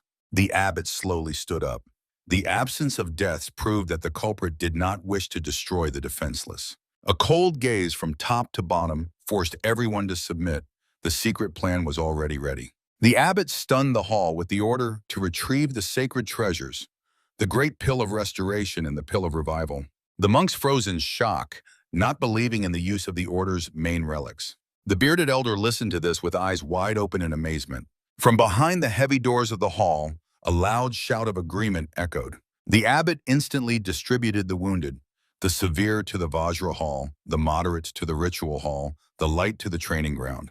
The doors creaked, releasing the weak students for an emergency gathering of rare healing ingredients. The final order cut off all doubts, to mix the priceless pills into a common brew. In the semi-darkness of the empty room, only 2 remained, the leader and his close-bearded monk. The abbot broke the silence, feeling the heavy thoughts of his comrade. The monk tightly gripped his robe, realizing a strange thing. Sebek did not even look for the culprit because he already knew his name. Overcoming fear, he tensely asked if this attack was connected to an ancient secret. The abbot's face turned into an impenetrable stone mask. The elder shuddered under this gaze as suddenly all the pieces fell into place in his mind. In the courtyard near the guard, a weakened youth named Jang Geon suddenly appeared, desperately demanding a meeting with the head. One of the guards screamed in pain. A dense green poisonous aura swirled around the boy. Jang Geon's face was covered with terrible ulcers, but he continued to plead for help through a heavy cough. The doors opened, and the temple leader stepped onto the threshold, sternly demanding explanations. The bearded monk froze in shock, recognizing the poisoned boy as Jang Geon. The youth screamed in panic that his friends and older brother Mujin were one step from death. A severe coughing fit interrupted his words, forcing him to fall to his knees before the master. The abbot anxiously examined the boy, but he only begged to save others, ignoring his own pain. Jang Geon's body suddenly convulsed, his eyes rolled back, and his breath was taken away. The boy couldn't hold back and sneezed loudly, releasing a cloud of deadly contagion into the air. A powerful green wave of toxins instantly covered the nearest guard monk. The guard grabbed his throat in wild pain. His skin was immediately cut by black poisonous veins. The bearded elder watched this nightmare in complete paralysis. The guard collapsed to the ground with a crash, and the Shaolin leaders shuddered at what they saw. Jang Geon recoiled in horror, shouting that the poison had begun to spread on its own. The unconscious guard lay face down, helplessly wheezing from toxic shock. The abbot instantly took the initiative, ordering to hold their breath and urgently evacuate the wounded. While the monks dragged the body away, Jang Geon remained in the center of the courtyard, enveloped in a green haze. The outbreak of the poisonous fog finally revealed the terrible truth to the bearded monk. He clenched his teeth in rage. Jang Geon was the patient zero who unknowingly spread the contagion throughout the temple. In the elder's thoughts emerged the image of a mysterious man in a bamboo hat who brought this calamity to Shaolin. Both masters tensed up, staring at the green fog filling the courtyard. The abbot did not succumb to panic, maintaining a cold and piercing mind. Under the cold moonlight, the leader began analyzing the symptoms. The white-yellow fungus caused vomiting, and the ephedra mold, convulsions. But even his colossal experience ended before this swirl of unknown poison. These toxins clearly originated beyond the central plains and continued mutating every minute. The assistant's questioning gaze sank into the heavy, meaningful silence of the abbot. The bearded monk only clenched his jaws tighter before the chasm of experience between generations. The abbot sharply turned around, radiating absolute iron confidence. He harshly scolded the assistant for the stupor and ordered immediate action. Closing his eyes for a moment, the leader fully concentrated his inner energy. A decisive step forward, in the order to isolate the infected child, cut off any hesitation. The bearded monk silently bowed before the courage and iron will of his master. The abbot approached the frightened Jang Geon, promised to save his friends, and gently sent the boy to rest. Jang Geon sincerely smiled and immediately offered the monks his help. But the irritated Shaolin guard only ordered the boy to stay as far away as possible. The senior abbot gently stopped the boy, advising him to leave adult problems behind and go rest. The boy sadly lowered his eyes and obediently agreed with the elder's will. Under the full moon, a short order was given to immediately escort the guest to the neighboring chambers. The dissatisfied guide sharply gestured, forcing the boy to walk behind at a safe distance. While Jang Geon obediently walked through the courtyard, a man in yellow clothing closely watched his every move. Tension was rising. A drop of cold sweat ran down the cheek of the mysterious observer. He feverishly calculated the consequences, understanding the inevitability of a full-scale war with the proud Tang clan. The man bitterly realized his attempts to act for the monastery's benefit brought only destruction. The sharp, penetrating gaze of the abbot instantly pierced straight into the soul of the interlocutor. The leader of the temple sternly reminded that his duty was to personally go to hell for the sake of saving his disciples. At these words, the man in yellow froze with eyes wide open in shock. His mind exploded with disbelief. Could the abbot have decided to completely forgive his fatal mistake? The elder simply turned his back and calmly ordered to immediately help the wounded people. The man in yellow clenched his fist angrily, restraining his rage and cursing everything around. He could not stand it and shouted irritably after them, demanding to stop this mercy prank. Next to the main building of the monastery, two armed guards continued to stand impassively. In a modest room, Jang Geon greedily ate rice, deeply worried about the condition of his poisoned friends. The boy's cheeks were stuffed with food, but a strange, insatiable hunger did not pass. His dirty hand continued skillfully wielding the thin wooden chopsticks. Suddenly, the boy's hand froze right above the plate with greens. In his memory, the same strange, lightning-fast throw of the old master emerged. Before his eyes appeared the image of smiling grandfather Dachshund, who tightly clenched his fist to strike. The memory came alive. The old man's hand released a bright bead with crazy speed. Jang Geon tried to repeat this movement and sharply waved the sticks in the air. This feeling reminded him of the jewelry craftsmanship of Grandfather Holy Sword while cleaning apples. The boy made a lightning strike, and two wooden sticks with a crash pierced the hard stone floor. The boy froze with an empty gaze, not believing his own eyes at such destructive power. The guards on the street flinched at the incomprehensible noise that came from the guest room. The monk asked, displeased through the door, Yamaj, or why the boy had caused a riot there again.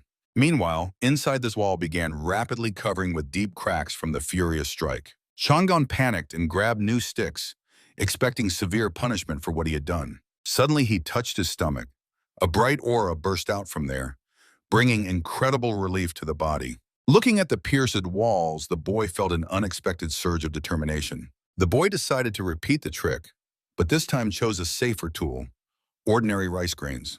His fingers carefully lifted one small grain of cooked white rice. Shangon naively believed that soft food could not harm the strong walls. A powerful snap of the fingers, and the grain, like a bullet's whistle, pierced the stone masonry, leaving a dent. The boy's face lit up with wild excitement. The deadly technique worked even with rice. Touching his stomach again, he was convinced that with each throw his insides were being cleansed of pain. Standing before the battered wall, the boy still did not understand the true nature of this power. However, he persistently continued training, trying to control the power of his strikes. The guards outside heard a continuous machine gun rattle, attributing it to the process of the poison residues exiting. But at that moment, a real barrage of rice grains completely shattered the stone, creating a huge breach. Shangon did not even suspect that the legendary Tang clan had honed the mastery of hidden weapons for generations. The boy moved dynamically around the room, firing projectiles from both hands at a furious speed. The effectiveness of any toxin increased manifold when combined with secret combat techniques. 2 grains of rice sliced through the air, carrying colossal destructive energy. The simplest way to kill was always to coat hidden blades with deadly poison. Unconsciously to himself, Shangon meticulously copied the highest technique of the great Dansadine. The boy's face radiated pure childlike delight from the new funny game. Meanwhile, the sturdy wall turned into a sieve, covered with a web of critical cracks. The main secret was that the boy unconsciously invested his hidden inner strength into every throw. His hand flared with a bright green aura, releasing energy blocked inside the body. The green flashes of toxins that came out with the rice naturally healed the child's exhausted body. The boy triumphantly clenched his fist, enjoying absolute relief and lightness in his body. The sudden crack of the structures made the guards scream in fear about the building collapse. The frightened monk ran away when the room began to collapse with a roar. Night Shaolin shuddered again from the disaster. An infected child spread invisible poison throughout the monastery. The terrified guard rushed headlong to the abbot's chambers to report the start of a new nightmare. The eye opened in shock a moment before the stone wall shattered with a crash. Through dust and debris emerged a frightened elder, not believing his own eyes. Amid the thick dust and stone chaos, only a dull, heavy cough was heard. From the fog came disheveled Geon, wiping lime from his face in confusion. The stunned monk off-screen shouted the boy's name, refusing to believe what he saw. The young man only blinked in surprise, completely not understanding the cause of such a commotion. The elder rushed swiftly to the ruins, shouting accusations on the way. Geon froze in a fighting stance before the giant breach, hesitantly calling the old man. A wave of released poison from the wall collapse instantly knocked down elite arhats, forcing the child to be locked in the small sanctuary. The assistant reported to the abbot that Geon, delivered unconscious, should not have been able to walk at all after such a toxic blow. The head of the order only tightly closed his eyes, sinking into deep thought. The atmosphere was heating up. The monks understood that this crisis would not be resolved by a simple compromise. The elder slowly stroked his beard, weighing each next step. The scale of poisoning of the civilians guaranteed swift intervention by the imperial government and the exposure of the puppeteer.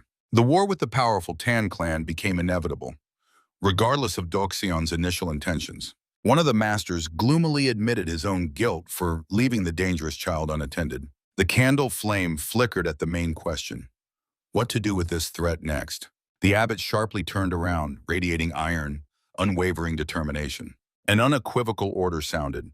Immediately summon the mysterious master Sasukjo Hano. Against the backdrop of the harsh mountains, the elders cursed the mad Dokseon who had crossed all boundaries. The trio of high hierarchs stated, after such a crime, the path to Marim is forever closed to Dokseon. Sasukjo Hano himself recalled that the guest's behavior had seemed suspicious from the very beginning. Then the strange demand of Doxion to drink pure poisonous essence seemed like ordinary boasting of strength. The elder voiced the main mystery. Why did the enemy need to poison the young Jeon specifically? Anger overwhelmed the master. The Tan clan was deliberately hunting an innocent child. The abbot interrupted the emotions, reminding that these were only guesses for now. Doxion's visit turned out to be a brutal test of Shaolin's ability to resist the latest toxins. A terrible suspicion instantly made Sasukyo shudder with horror. The monastery had no antidote, so only one extreme way remained to save the boy. In the hall echoed the forgotten name of the legendary forbidden technique, the art of Changji Wenyang. This technique would have allowed Jeon to control the toxins, but the opponent saw through the plan. The Tan clan was simply branding the boy as their heir. The trap was closing. The enemy sought to assimilate the genius, force Shaolin to admit defeat, and most importantly, destroy Sasukjo himself. Under the cold moon, Sasukjo did not understand why he was chosen as the target. The master, in despair, grabbed his head. The cursed amnesia had completely erased his past. The abbot demanded to hear the opinion of the silent expert with the black beard. The verdict was harsh. Without their own medical equipment, capitulation and sending Jaeon to the enemy clan was the only chance. Hano exploded with curses over lost pride, but harsh reality required saving the child's life, not reputation. Rage tore the master apart. Why should the great monastery pay for the sins of the killer from the Tan clan? The authoritatively raised hand of the abbot instantly stopped the senseless dispute. The elder warned, handing the boy over to the enemies would not stop the crisis, as Tan would make new demands. Sasukjo froze from the terrible realization. The predators would definitely demand a bloody price. The old man continued shouting, not understanding what else the monsters who had already received a unique genius wanted. For Doxion, it was an all-in game involving the darkest aura, where absolutely everything was at stake. In despair, Sasukjo waved his hand, demanding to give any riches to the enemies for the sake of saving the little one. The abbot tightly clenched the prayer beads. The price turned out to be much higher than gold. Hano's eyes flared with a gloomy, suicidal determination. He turned away, trying to comprehend the true, deeply hidden motives of Doxion's false friendliness. A sudden shout from a comrade reminded of an old sin, a ruined life, and a maimed bride from the Tan clan. The Blackbeard master harshly demanded a direct answer. Was Sasukjo ready to be executed for Jeon's life? Hano, in a frenzy, confirmed his readiness to sacrifice his worthless life without hesitation. The abbot bitterly stated the old master's amnesia only complicated the search for a peaceful solution. While Hano demanded an immediate fight on the cliff, the leader calmed those present. The enemy's plans had already failed. The final verdict and defense strategy were postponed to the Emergency Council of Masters of the Hall. Shaolin began preparing an official, harsh response to the audacious provocation of the killers. The scene abruptly changed. A worried monk rushed headlong along the forest path. His heart tightened with the anticipation of a new, even greater chaos around the isolated boy. A powerful explosion suddenly shattered the night silence, blinding everything around with a flash of pure energy. The shockwave rolled through the entire temple complex, causing the ancient pagodas to tremble. Disturbed monks feverishly searched for the epicenter, recalling the child block due to toxins. A close master burst into the leader, demanding immediate access to the prisoner, but was ordered to calm down. He fiercely objected, not understanding how a poisoned child in the epicenter of a deadly aura could be safe. The abbot ironically noted that Geon was not just fine. He had just shattered a stone with a single rice grain. The elder froze before the hole, finally realizing the true culprit of the massive destruction. For ordinary people, it was a miracle, but for Shaolin, it had long been an axiom. If it concerned Geon, logic was powerless. One of the monks confusedly admitted his helplessness, to which the senior master suggested listening to his question. The elder's face radiated deep thought in absolute inner calm. Suddenly, his closed eyes sharply opened, flashing a stern and tense gaze. Sun rays pierced through the wooden lattice while one of the masters sincerely apologized for the mistakes. The abbot confessed that he still had not decided whether to give young Gon to the treacherous Tan clan. The interlocutor in despair begged to save the child from further hellish suffering. The gray beard of the elder trembled, and a heavy, oppressive silence hung in the room. However, the determined gaze of the younger monk proved he would stand by the boy until the end. In his memory, the image of the smiling Gon emerged, whom it was long overdue to set free. The monk could no longer endure how the boy suffered because of his master's ambitions, and the leader promised to do everything possible. For 7 years, the orphan relied only on himself, studying bloody martial arts against his own will. In memories, the weakened Gon burned with fever, and the assistant carefully changed his damp towel. Despite constant pain, the child never complained, happily stuffing his mouth with simple food. Returning to reality, the monk sadly wished the boy to finally return to his parents. A tear rolled down the master's cheek as he barely whispered words of pain for the boy's fate. The chief monk, with traditional marks on his forehead, silently listened to this emotional confession. The door creaked, and the monk found Gon on the floor, where he fearfully justified himself for copying the old Tan's movements. The boy's face distorted with panic. He acted unconsciously and did not wish harm at all. While Gon blinked in surprise, the monk realized with horror, studying the techniques of a foreign clan is a deadly crime. Hiding his anxiety, the old man called himself an ordinary regular and kindly asked about the boy's well-being. Gon touched his neck, describing strange symptoms, from a slight tickle to sudden sharp pain in the throat. The master's eye widened in horror.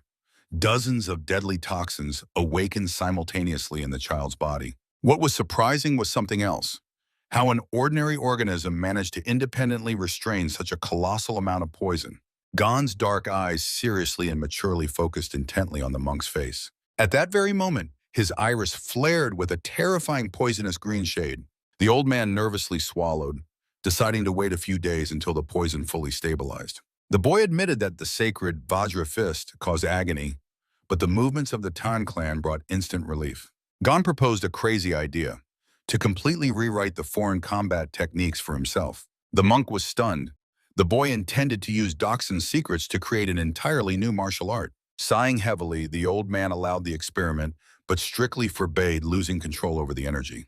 For the boy, it was better than being bored in isolation, although the question of his recovery remained open. Gon carefully examined his palms, understanding that now every step would require extreme caution. Suddenly, the boy remembered another important thing that troubled him. A terrible memory appeared before his eyes of people writhing in agony on the floor. Having learned from the monk that his body was simply accustomed to toxins, Gon shockingly asked again about the nature of this epidemic. The old man turned away in a cold sweat, not daring to tell the truth. It was Gon himself who became the source of infection for the entire temple. A big exclamation mark flashed in the boy's head, signaling a terrible suspicion. The boy's face instantly paled from the realization of the horrible truth. He remembered the gifted bead and with horror understood. By breaking it, he personally poisoned hundreds of innocent people. The boy desperately grabbed his head, while the monk vainly tried to calm his pain cries. Covering his face with his hands, the boy cursed Grandfather Tan through tears for this dreadful gift.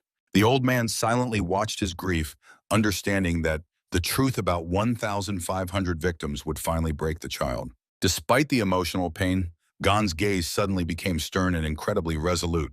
The monk's voice echoed, pleading with the boy to throw nonsense out of his head and think only about his own survival. Meanwhile, in the improvised infirmary, the medics fought around the clock for the lives of the patients. Fortunately, there were no deaths. The temple employed the rarest relics. Priceless Daewondan and Summondan pills instantly neutralized the infection. But rumors were already spreading throughout Murim that the Tan clan had thrown a direct and audacious challenge to Shaolin. The monastery gates remained closed while the entire martial world awaited the reaction of the weakened order. At an emergency meeting, the elders grimly took their seats, and the leader announced the start of the council.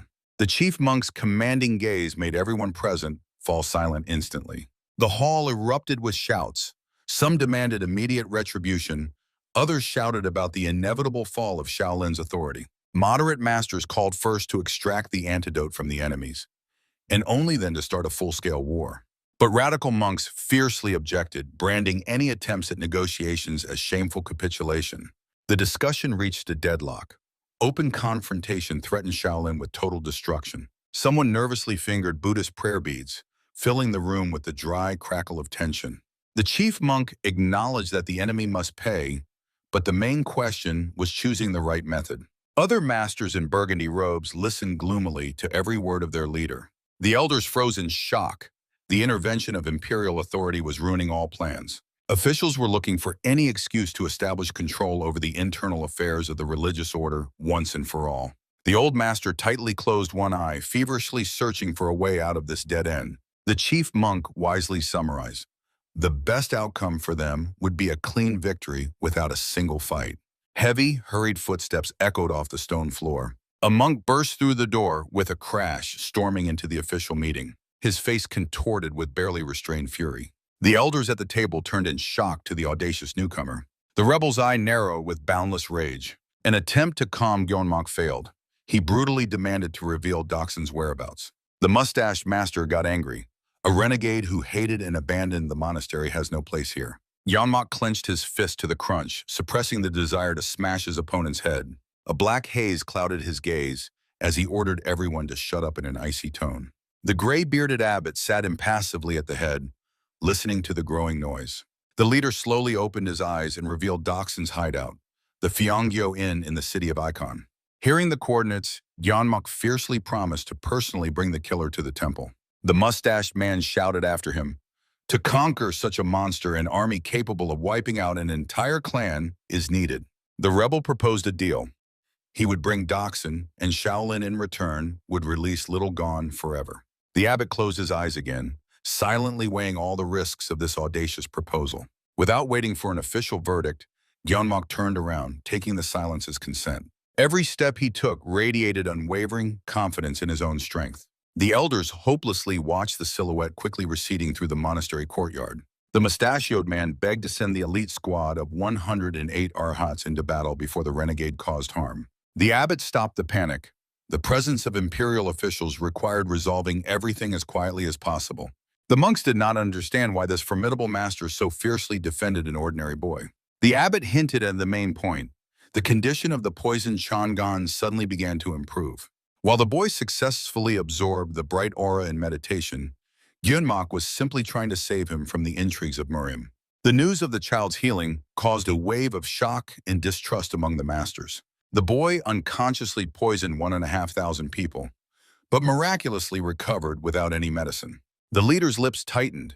The child's mystical endurance was becoming too suspicious. Meanwhile, at the inn, the silver-haired master hospitably welcomed his young relative after a difficult journey. The great-granddaughter of the legendary leader, Tan Ye, silently took a sip of hot tea. The old silver-headed swordsman ironically asked if she had rushed so quickly for her fiancé. He recalled the boy's weakness with a smile, assuring that good food would quickly make him a true fighter.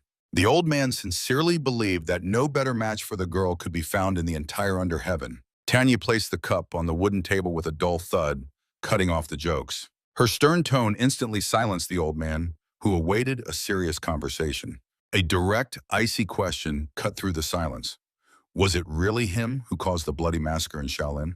The old man immediately realized that the news was brought by spies from the Flying Swallow Unit and calmly looked out the window.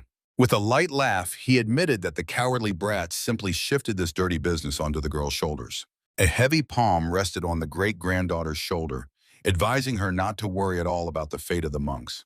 The old man added with a smile that for the first time in his life, he resolved a conflict so humanely and gently. The girl's eyes widened in absolute shock and incomprehension of what she heard. She clenched her dress tightly with her fingers, refusing to believe in such cynical madness. Against the backdrop of carefree mountains, her mind exploded. How could one remain so calm after such a catastrophe?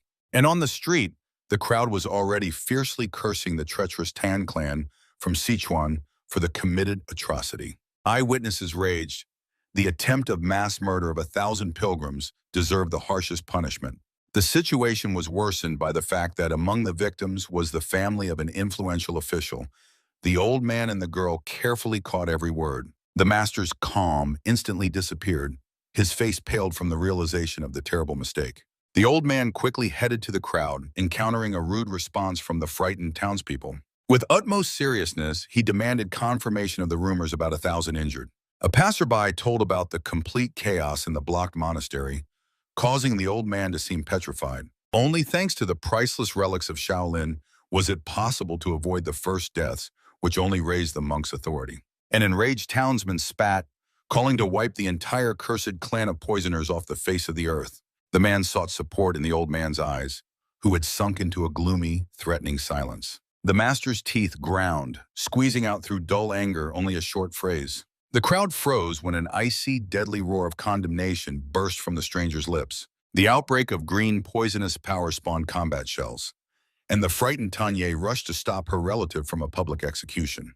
The old man, mad with rage, ordered her to step back, preparing to destroy the insolent ones for insulting the family's honor. The girl begged him to come to his senses. The terrible fame of this incident had already covered all the Central Plains. She shielded the frightened people, emphasizing that a reckless slaughter would only finally drive the clan into a dead end. The unfortunate townspeople began to crawl away in horror, suddenly recognizing in the monster a representative of the Bloody Tan clan. Tanya sharply ordered the fools to flee immediately while they still had their heads on their shoulders. Trembling with uncontrollable fear, the men feverishly got up from the ground. They fled, leaving behind only thick clouds of roadside dust. Tanya looked at the horizon with deep anxiety and a heavy premonition. The poisonous aura finally faded, but the stern and thoughtful gaze of the old master promised a new storm.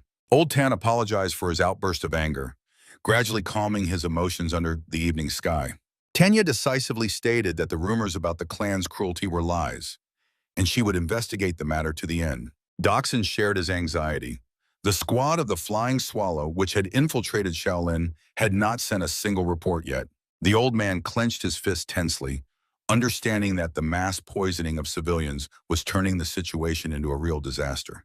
The girl interrupted him in horror, suspecting her great-grandfather's involvement in this bloody massacre. The master confidently denied the guilt. Shaolin either used his name or a terrible mistake had occurred. Tanya froze, greedily catching every word of the elder. Doxin lowered his gaze, deeply worried about the fate of the poisoned boy Jang Geon. His fist trembled with rage over the uncontrollable chaos that was destroying all plans. The narrator noted that after the death of the legendary monk, Shaolin had failed to raise worthy masters. It was precisely the helplessness of the monks that made the crowd pity them, prematurely branding the Dang clan as pure evil. Doxin mentally admitted that the late leader of the monks was a terrible tactician whom he had underestimated. The silhouettes of relatives froze in gloomy silence against the backdrop of the sunlit room. However, it was too late to retreat. Capitulation would forever cover the Dang clan with indelible shame. Tanya looked at the exhausted great-grandfather with a worried face. A sudden loud knock on the sliding door instantly shattered the oppressive silence. Both sharply turned around, tensely awaiting danger from the unexpected visit. A stern, bald monk appeared on the threshold, whose icy gaze made those present jump up.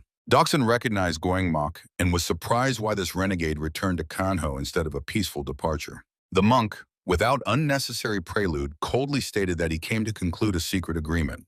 Despite the surprise, the old master remained calm and prepared to listen to the terms. Gyeongmok issued an ultimatum. Doxin goes with him to Shaolin and hands over the secret art of poison manipulation. Tanya indignantly grabbed the grandfather's hand, shouting accusations of impudence. An ironic smile appeared on the old man's lips. The monk's demand crossed all boundaries. The master suggested that the guest had prepared an equivalent payment, and Gyeongmok confidently confirmed this. The monk promised to reveal the truth that would forever deprive the Dang clan of the reason to avenge Elder Hongo. Doxin exploded with anger, accusing the Shaolin executioner of cowardly forgetting his own sins. The old man raged, emphasizing that no excuses would wash the blood from his enemy's hands. A powerful punch shattered the table. Doxin shouted that the past cannot be erased with a sharp tongue. Gyeongmok resolutely cut off his scream, recalling the golden Naramil needle stuck in his master's head. The old man instantly lost control, flaring with a sinister green aura of pure poison. Clenching his smoky fist, he threatened to kill the audacious messenger on the spot. The monk did not even move, calmly reminding that Doxin was far from the only victim of Hongo's sins. A close-up of Gyeongmok's eye radiated only iron, absolute determination. Doxin stared intently at the monk's face, seeing only pure, genuine anger in his gaze. The poisonous haze faded. The old man realized that his enemy had become the greatest failure, betrayed by his own student. Doxin's fist relaxed, and the green, toxic smoke silently dissipated into the air. The old man feverishly recalled legends about the forbidden Naramil needle, which now controlled his executioner's brain. The exhausted master bitterly admitted that all his 30-year plans for revenge had proven futile. He painfully closed his eyes, accepting the devastating blow of harsh reality. Gyeongmok gloomily lowered his head, confirming the futility of their shared past. Memories took them back 30 years when a cruel sentence was pronounced over Shaolin. Hongo was to be isolated forever on the main mountain. The young Gyeongmok stood before the former abbot, painfully listening to this terrible verdict. The elder monk's lips were tightly pressed before the announcement of the final will. A heavy hand rested on the boy's shoulder, reminding him that the sinner remained the sole heir of the leader. The old man asked to direct all anger at himself, for it was he who had failed to properly raise his successor. In memories, the young Gyeongmok's fists trembled with uncontrollable despair and resentment. The boy's face twisted with anger. He refused to accept such a mild punishment for the monster. A flash of light marked the gruesome ritual. The golden needle of Naramila entered Hongo's skull, forever erasing his bloody past. Gyeongmok, through clenched teeth, relived this nightmare again, barely holding back tears of despair. Turning back to reality, the monk stated that he was the only living bearer of this terrible secret. He suggested that Doxon personally verify the master's amnesia, understanding how wild it sounded. The old man was silent for a long time, considering the price for such a truth too high for his clan. Gyeongmok strongly objected. This was not a bargain. Bargain, but payment for the life of the child whom Doxon had accidentally poisoned. The books flew to the floor while the monk demanded only basic knowledge of toxins to teach the boy control over 2 years. The final price of the agreement was to be the complete and voluntary capitulation of the old master after teaching gone. Tanya raged inwardly, realizing that Shaolin would become a true land of death for her great-grandfather. The chair slid back with a dull creak. The monk prepared to end his visit. Gyeongmok sternly warned about the absolute secrecy of the agreement, removing responsibility for the old man's safety within the temple walls. Doxon's profile froze in deep, gloomy reflections in the face of inevitable fate. The door slammed shut. The monk left, leaving the relatives alone with this cruel choice. Tanya was outraged by the absurd agreement and suggested declaring war on Shaolin instead of sending her grandfather there. She assured that in such a case, no one from the main family would dare to reproach the old man. The elderly man calmly listened to the girl's cries and asked her to calm down. The old man guessed if any art worked against the poison for the monk, it meant the boy managed to independently conquer its crystal. Tanya stared at the grandfather in shock, refusing to believe in such an anomaly. The grandfather explained that the disciple Hano came precisely because of this child, who now needed to be taught to control the poison. The girl instantly realized the old man refused the art of the main family so that the boy would not become part of it. The old man nodded, adding that Shaolin set a limit of 2 years, after which the secular disciple would simply be expelled. He noted that without poison in the Dantian, Shaolin's internal strength would dissipate its remnants in 10 years. Tanya still got angry, not understanding why her grandfather had to reveal secrets for the sake of some boy. The elderly man closed his eyes and quietly admitted that he himself did not know the answer. The girl jumped up, but the old man firmly decided to go to save the sick and protect the family's reputation. Tanya's eyes flashed with unwavering determination. The old man noticed this ardent gaze and was surprised by his granddaughter's persistence. He sternly warned that in Shaolin, everyone around would become their enemies. The girl stubbornly turned away, and the grandfather sighed and waved his hand, reminding that at first they were only going to heal. Tanya confidently objected that they would also definitely teach that child martial arts. The old man smiled warmly, amazed at how quickly this little girl had grown up. Agreeing to take her with him, the grandfather ordered to send a carrier pigeon to the head of the family before leaving.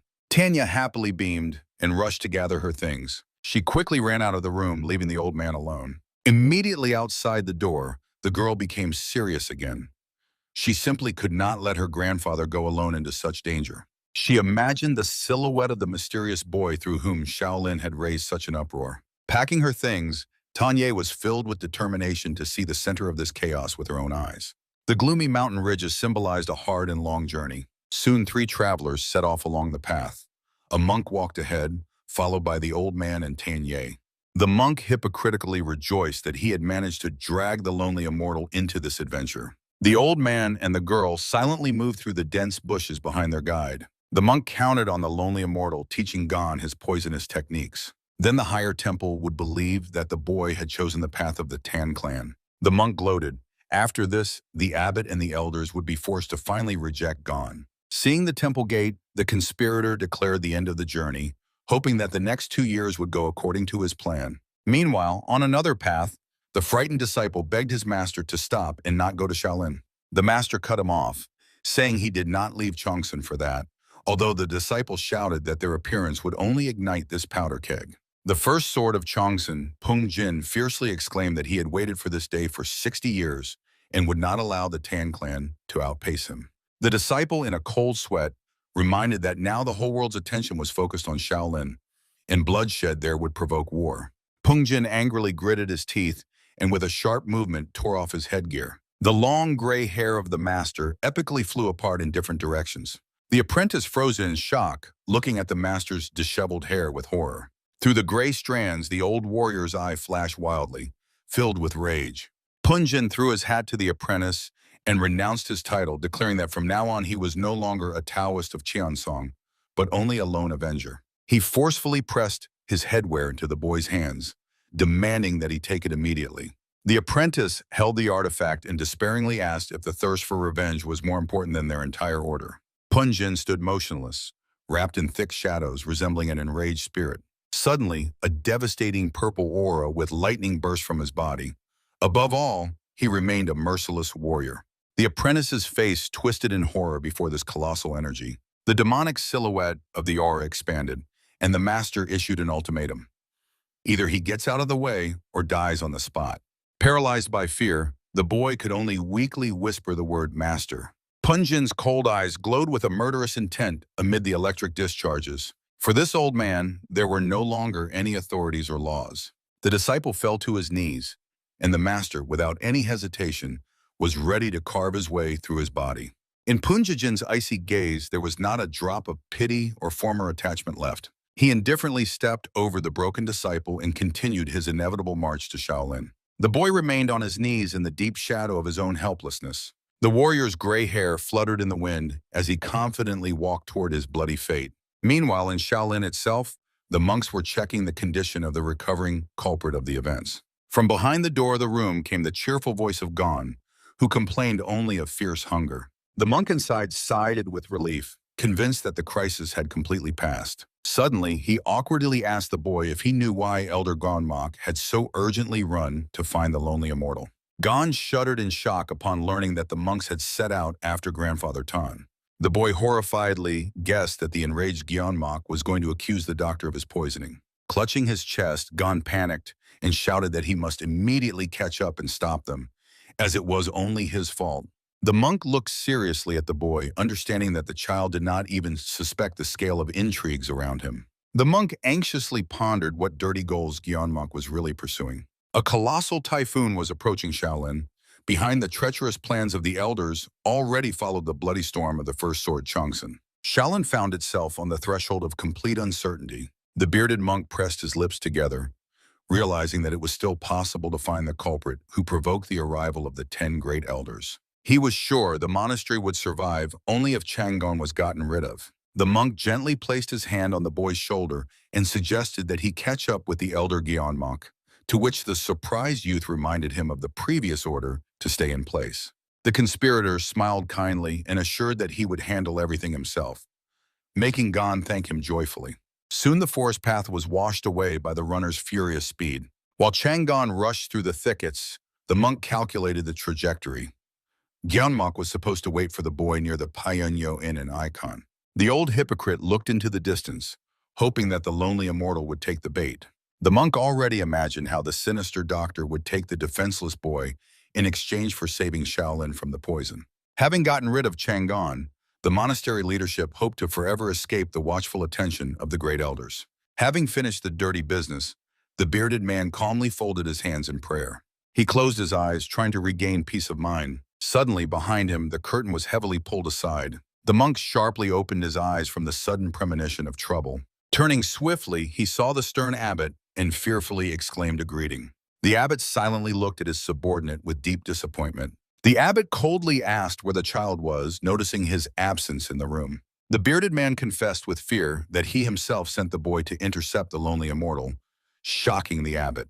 The abbot grimly raised his eyebrows and stated that the monk had made a fatal mistake. His subordinate clenched his teeth in despair. While the bearded man justified his sin by saving Shaolin, the abbot stunned him with the news. The first sword of Chongsun is already approaching them. Information networks missed the emergence of the legendary warrior, as the order tried to conceal this fact until the last moment. A deadly horror finally pierced the bearded conspirator. Meanwhile, in the forest, a gray-haired man was gazing at the majestic green ridges. The sharp features of his face tensed with the realization of Shaolin's proximity. Sweeping his wide sleeves, the warrior contentedly acknowledged the arrival. He had waited 60 years for this moment, when suddenly Jang Geon rushed past him like a whirlwind. The old man looked suspiciously after the nimble boy. Suddenly, the gray-haired man's eyes widened with surprise. The youth ran with an absolutely straight back, completely ignoring the basic laws of reducing wind resistance. The boy dashed straight like a marionette, but literally rode the air currents, making the first sword sincerely marvel at such talent. Master Chongsun thought with regret that his own order lacked such geniuses. The warrior daydreamed for a moment on the path, but in the next moment, he swiftly pushed off the ground, dissolving into the air. The old man instantly appeared behind Jang Geon and calmly called him to stop for a conversation. The frightened youth sharply turned around, not understanding what was wanted from him. The gray-haired man directly asked if he was a Shaolin disciple, fascinated by his amazing technique. Geon nodded uncertainly, panicking as he realized he had not sensed the approach of this monster at all. When the stranger began to inquire about the teacher, the boy honestly replied that he was trained by a great master. These words made the old man shudder with a terrible suspicion. In his memory, the image of a hateful monk with burning eyes emerged. Wrapped in a sinister purple aura, the warrior grimly asked if the boy knew the name Hano. The boy paled from the sudden pressure of this dreadful energy. Trying to wriggle out, Geon called Hano just an acquaintance, but this only angered the old man, who demanded the truth about the discipleship. The face of Jang Geon became serious, and he firmly denied this fact. The gray-haired man froze in angry silence under the gloomy clouds. The young man was outraged by the suspicions and decided to immediately run away from the mad grandfather. He swiftly sprang from his place, throwing excuses about being busy as he went. The boy raced at full speed, feeling the heavy dark energy of the pursuer on his back. He feverishly pondered what bloody scores connected this stranger with Hano. Suddenly, blades of pure energy whistled past his head. A powerful purple explosion tore the ground right in front of Geon's nose, causing him to jump back in shock. Landing heavily, the young man turned to face the danger. The boy shouted fiercely at the attacker, but the gray-haired man only noted that the kid reacted perfectly to his deadly intent. A drop of sweat rolled down Geon's face from the realization that the attack was lethal. The exhausted young man breathed heavily, begging to be left alone. The old man slowly approached, revealing the main secret. The boy's evasion was the legendary step of taming demons of the Kuntun sect. Jang Geon's eyes widened in complete shock. His secret was exposed. The gray-haired master smiled fiercely, realizing he had found exactly the one he was looking for. The identity of the key figure in this chaos was finally established. The boy nervously swallowed saliva, speechless in the face of mortal danger. At that moment, a heavy, gloomy downpour poured over the forest, setting the stage for the inevitable battle. The bald monk swiftly jumped off the cliff, and the hallmaster Lohani Goenso panikedly ordered to hurry to the mountain gate. The monks landed with a loud whistle and decisively rushed into the forest thicket. Goenso anxiously assessed his own strength, but pompously declared that the Cheonsen sword would not enter Shaolin. The gray-haired elder stared intently at the youth's face, suddenly realizing the truth. Before him finally stood the very Jang Geon. The boy turned pale with fear, breaking out in a cold sweat after the unexpected exposure. He began to panic and justify himself, reminding that he acknowledged their acquaintance, although the stranger still accused him of lying about the teacher. Geon stopped in front of the enemy and firmly repeated once again that he was not a student of Hano. The old man smiled slyly, mentally praising Shaolin for raising such an interesting boy. The young man noticed with horror how the master's gray hair filled with purple energy. The old man, wrapped in lightning, rejoiced that he could achieve his goal without unnecessary bloodshed. Geon mentally concluded that he had met an absolutely crazy old man. He subtly shifted his feet, feverishly searching for an opportunity to escape. The old man instantly read his intention and forbade him to move threateningly, blocking the space with his presence. A purple energy web entangled the clearing, forcing the boy to dodge the deadly threads lightning fast.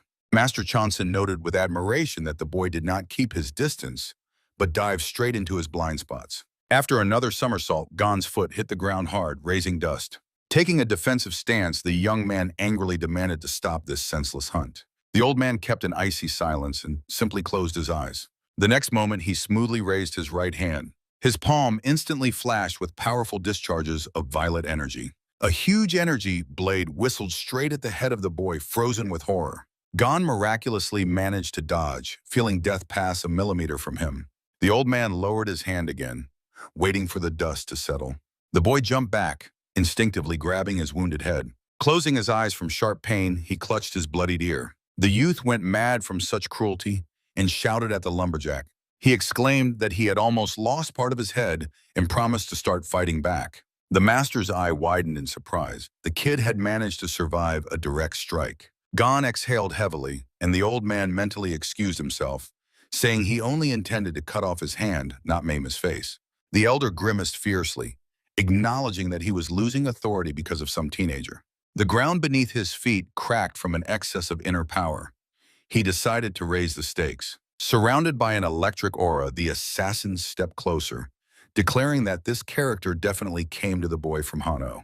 Filling his fingers with destructive energy, the old man continued his pompous speech. He swung for the final blow, completely paralyzing his opponent with his thirst for murder. Suddenly, a thunderous command to stop sounded from the sky, and a squad of Shaolin monks attacked the aggressor from above. The elder retreated in shock, instantly recognizing the legendary elite of the monastery. The heavy staffs of the warriors crashed into the ground with a rumble. Clouds of dust rose over the clearing from the synchronized landing of the rescuers. Before the gray-haired warrior, monks in brown robes lined up like a wall. The old man calmly turned to face the new enemy. The Chonsonettes found himself face-to-face with the monolithic formation of Shaolin. The chief monk, illuminated by golden light, angrily asked why the great master Kanho was humiliating their young disciple. The first sword of Cheonsen only looked at them coldly, allowing the wind to scatter his gray strands. Gon was drenched in sweat from the absurdity and scale of the chaos unfolding around him. The old man cut in, saying he had come to fulfill a personal promise, and advised the monks not to stand in his way. A sinister smile appeared on his face, and his voice warned that his weapon knew no mercy. The squad leader felt oppressive pressure, but struck with his staff forcefully, refusing to retreat. The monk boldly declared that on Shaolin territory, the abbot dictated the laws and demanded the immediate disarmament of the newcomer. Mocking the claims, the gray-haired man unexpectedly agreed to fulfill the condition. He confidently grabbed the hilt and with a metallic clatter removed the leg guards from his belt. Throwing the weapon at the monk's feet, the old man boldly asked if his path was now free. The chief monk remained unshaken and denied that this was anything but an appearance. He ordered his opponent to get rid of the main sword, the bloody thirst for murder in his own heart. The old man's clothing flickered again from the concentration of power, and he himself mocked the empty chatter of the monks. A powerful violet explosion of aura became his final response to the calls for peace. The Arhats exchanged worried glances, feeling the colossal might of the opponent. Gon trembled with horror, realizing that the situation was completely out of control and a massacre was about to begin. The chief monk flared with golden light and took a combat stance, preparing for a forceful suppression. Two fighters instantly vanished into the air, launching an attack. Another monk raised his staff and rushed forward swiftly. The Shaolin squad formed a wild, blurred whirlwind of wood and bodies around the frozen figures. The first sword of Cheonsen smiled fiercely, recognizing the famous battle formation. His hand again filled with deadly electric energy for a devastating response. In the very heat of tension, Chang'an desperately jumped right between the ready-to-fight sides, begging them to stop. Chang'an panicked and spread his arms, trying to stop the slaughter, and shouted about the senseless misunderstanding. The first sword of Cheongsen only fiercely flashed with red eyes, demonstrating unwavering determination. The chief monk with thick, white eyebrows focusedly controlled the positions of the fighters. The young man again desperately urged the sides to come to their senses and stop the conflict. The face of the gray-haired master remained icy and merciless. The Shaolin leader silently prepared for the worst-case scenario. Gon became a living shield between the enemies, trying to find out the reason for the old man's anger at Hong-O, but silence prevailed in response. The boy's eyes widened with deadly anxiety, the gaze of the old warrior filled with pure, ominous rage. The elder spoke, recalling how 60 years ago he lost to the sword of Hong-O, disgracing his pride, the Qingchen quick sword technique. One of the monks indignantly interrupted him, not understanding the connection between the past and today's attack. Grinding his teeth in offense, the master cut in that he would gladly accept an honest defeat in battle. But instead of respect, a bucket of filth was poured on him. That humiliation was accompanied only by coughing and spitting into the dirt.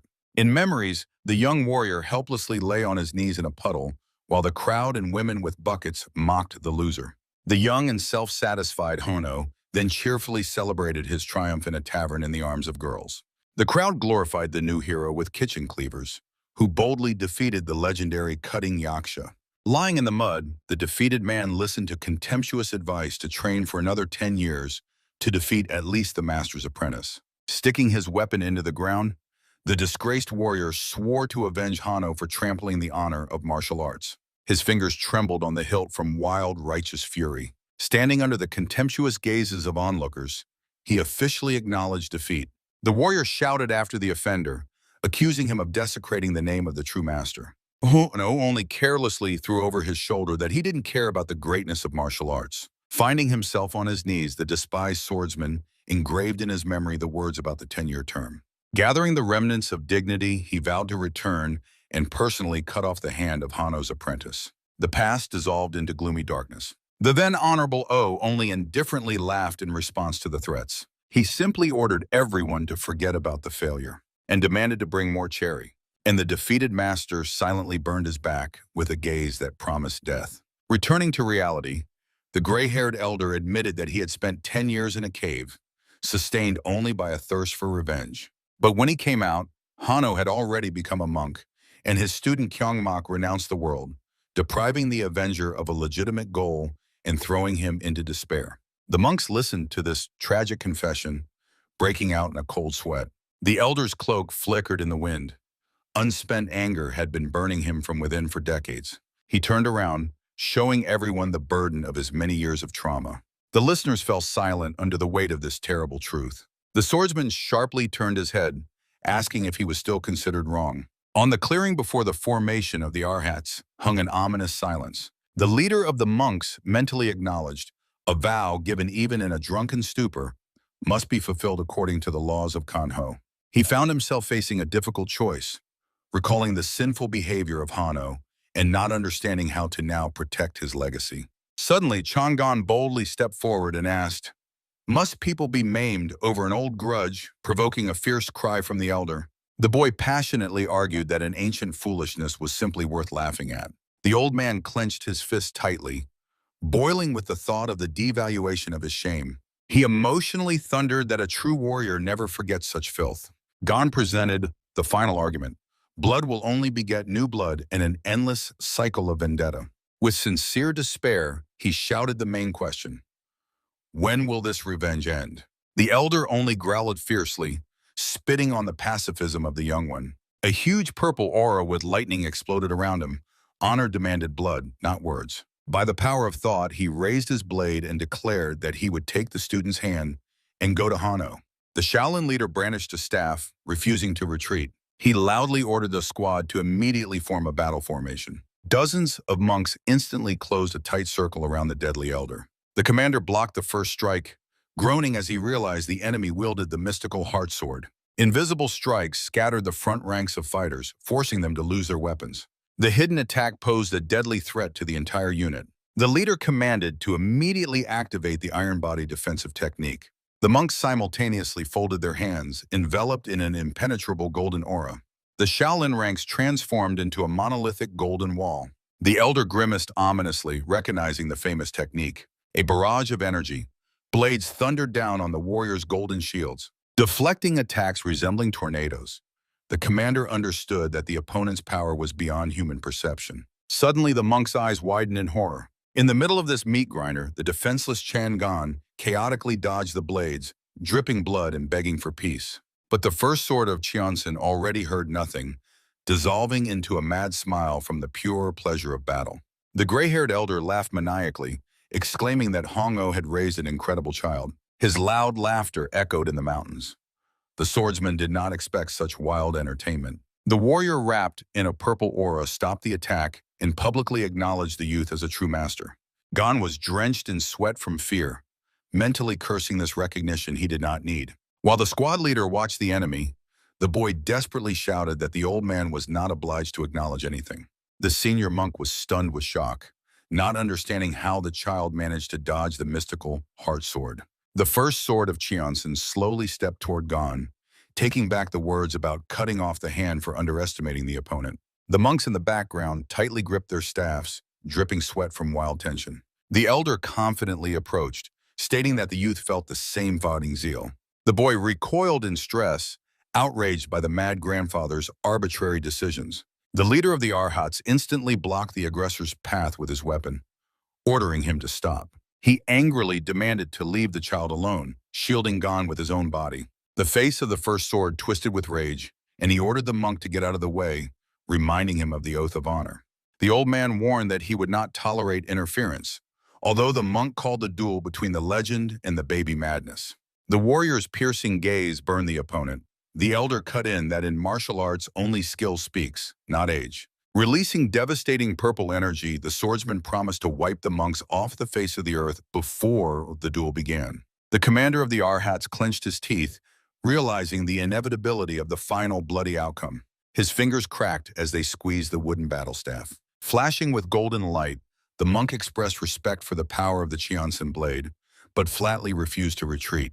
The entire squad synchronously took battle stances, proudly proclaiming the name of their sect. Shaolin fighters trapped the purple monster in a tight ring in the middle of the forest gorge. The senior monk ordered Gon to flee immediately while the Archats would buy precious minutes. The desperate cry of the monk finally brought the stunned boy out of his trance. When the youth fled, the elder fiercely cursed him for cowardice and dishonoring the warrior's name. The ground exploded beneath the feet of the squad leader, who was the first to charge. The monk swiftly flew at the gray-haired killer, swearing to protect the child at any cost. The swordsman only snorted disdainfully, unleashing a colossal pillar of violet lightning on the surroundings. While the old man maniacally laughed at the epicenter of the explosion, the wounded commander begged Gon with his last strength to run. Overcoming the electric storm and wild pain, the monk still broke through the violet barrier. With a battle cry, he struck down his staff, but the first sword easily soared into the air, dodging the blow. The weapon shattered the stones completely, and the graceful aggressor hovered over the battlefield. The elder smoothly turned in the sky, lifted by the currents of his own inner power. His eyes burned with deadly fire through a lace of electric discharges. Pointing the blade downward, the swordsman released hundreds of energy blades, accusing the boy of the future death of these people. The shining rain mercilessly pierced the ranks of Shaolin, forcing the fighters to fall to the ground with cries of pain. The first sword of Cheonsen smoothly landed in a smokescreen of purple aura. Meanwhile, along the forest path, the lonely immortal, Tan Ye, and the monk in white calmly advanced. The old doctor suddenly shuddered and stopped, as if rooted to the spot under the surprised gaze of his granddaughter. His eyes opened wide and his lips whispered a terrible name. The girl and the accompanying monk turned around confusedly, feeling a sharp tension in the air. The doctor explained that only the first sword of Cheonsen could have such a terrible and oppressive presence. The monk in white frowned anxiously, not understanding where the new chaos in Shaolin came from amid the poisoning epidemic. In his thoughts emerged the image of the culprit of all troubles, the red-eyed master, Hong-O. Suddenly, the lonely immortal noticed a change in energies and guessed that the abbot himself had entered the battle. This news made the accompanying monk finally turn pale from shock. The trinity swiftly tore away from the spot, making their way through the dense forest thickets. Jumping onto the edge of the cliff, the monk in white looked down at the battlefield below with horror. On the cracked earth lay dozens of maimed fighters, and opposite the first sword stood elders in red and yellow mantles. The doctor from the Tan clan was stunned by the scale of destruction caused by the warrior. The monk in white instantly jumped down to the bottom of the ravine to the frightened Gon, checking his condition. Grabbing the boy by the shoulders, the rescuer demanded explanations for why he had fled from the hospital wing, to which Gon began to stammer confused excuses. The monk only sighed heavily, cursing the fools who had fed the child these nonsense. Noticing the torn clothes and blood, he anxiously began to examine the numerous cuts on the boy's body. Shedding tears, the youth pointed to the mutilated clearing, begging first to help the severely wounded Arhats. Unable to bear it, the monk pressed the boy tightly to himself, assuring him that the most important thing was his own life. From surprise, Gon instantly blushed and froze in these warm embraces. This brief display of protection momentarily halted all the horror of the surrounding chaos. On Mount Tanye, she quietly asked her grandfather if the boy really managed to tame the poison crystal on his own. The old man confirmed the fact, but admitted that even his experience paled before this incredible spectacle. The boy only awkwardly scratched the back of his head under the watchful eye of his senior guide. Finally, the gray-haired abbot of Shaolin approached the epicenter with a rosary, declaring Geon a precious disciple of the order. With an unwavering expression, the head of the monastery demanded the first sword to stop the slaughter and release the wounded. However, the gray-haired avenger cut in that his bloody score must be paid only by this child. The abbot silently clenched the wooden beads, preparing for the inevitable religious confrontation. The Shaolin abbot grimly narrowed his gaze, reminding his opponent that before him stood only a child. The first sword of Kyeonsan squinted fiercely, asking if the head of the monastery still had not realized the true power of this boy. The elderly abbot, with sacred dots on his forehead, only tensely remained silent, overwhelmed by the scale of the threat.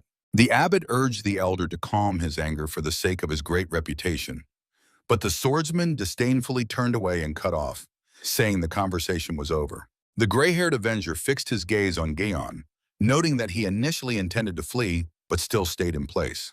The warrior confidently added that the reason for such indecision was the living shield of wounded defenders. To confirm these words, the crippled Arcats bled on the cracked earth near their shattered staffs. With sincere despair, Geon confirmed the assassin's suspicion, begging to immediately release the wounded monks.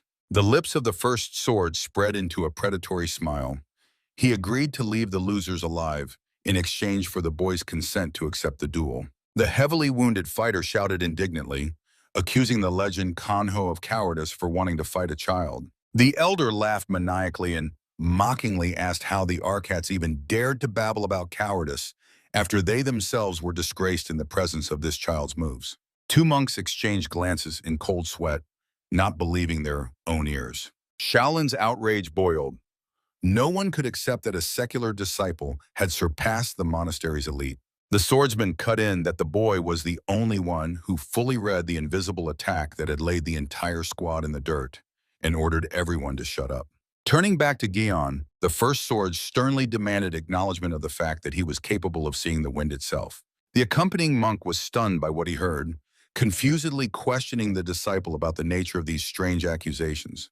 Geon's pupil dilated with shock as he feverishly analyzed the nature of the deadly energy blades. In his memory, details of the battle surfaced, where he instinctively dodged hidden air currents. Gathering the remnants of courage, the boy quietly admitted that he really could see this wind a little. The monks in the background turned completely pale, frozen in silent shock from such a shocking confession. The bearded elder closed his eyes, trying to digest the boy's abnormal talent. Tanya anxiously tugged the lonely immortal by the sleeve, demanding an explanation of the situation. The gray-haired assassin once again scrutinized his future victim. The old monk tightly gripped the wooden rosary, prayerfully whispering holy words under the pressure of the oppressive aura. The abbot of Shaolin decisively frowned, preparing the final religious argument. The head of the order stepped forward to defend the protege, but the swordsman brutally cut him off, stating that the right of choice belonged only to the boy. The avenger advised the old abbot not to meddle in others' debts of honor and to think broader for the safety of the entire monastery. The abbot helplessly clenched his teeth, realizing his inability to stop this bloody blackmail. The first sword of Cheonsan again addressed Geon, demanding an immediate response. The next moment, with a piercing whistle, the cold steel of the blade pierced the throat of the defenseless monk. Cynically smiling, the executioner asked the stunned boy if this would hasten his thoughts. In complete panic, Geon shouted, agreeing to the duel, while the wounded guy desperately called his name. The boy capitulated before the cruelty of the enemy, shouting that he would fulfill any whim of the mad old man. The distorted perspective of the cliff emphasized the hopelessness. The boy stood at the bottom of the gorge, and above him, the shadow of death loomed the first sword of Cheonsan. Geon's face contorted with a scream of despair. He accepted the deadly challenge to save Shaolin from the inevitable massacre.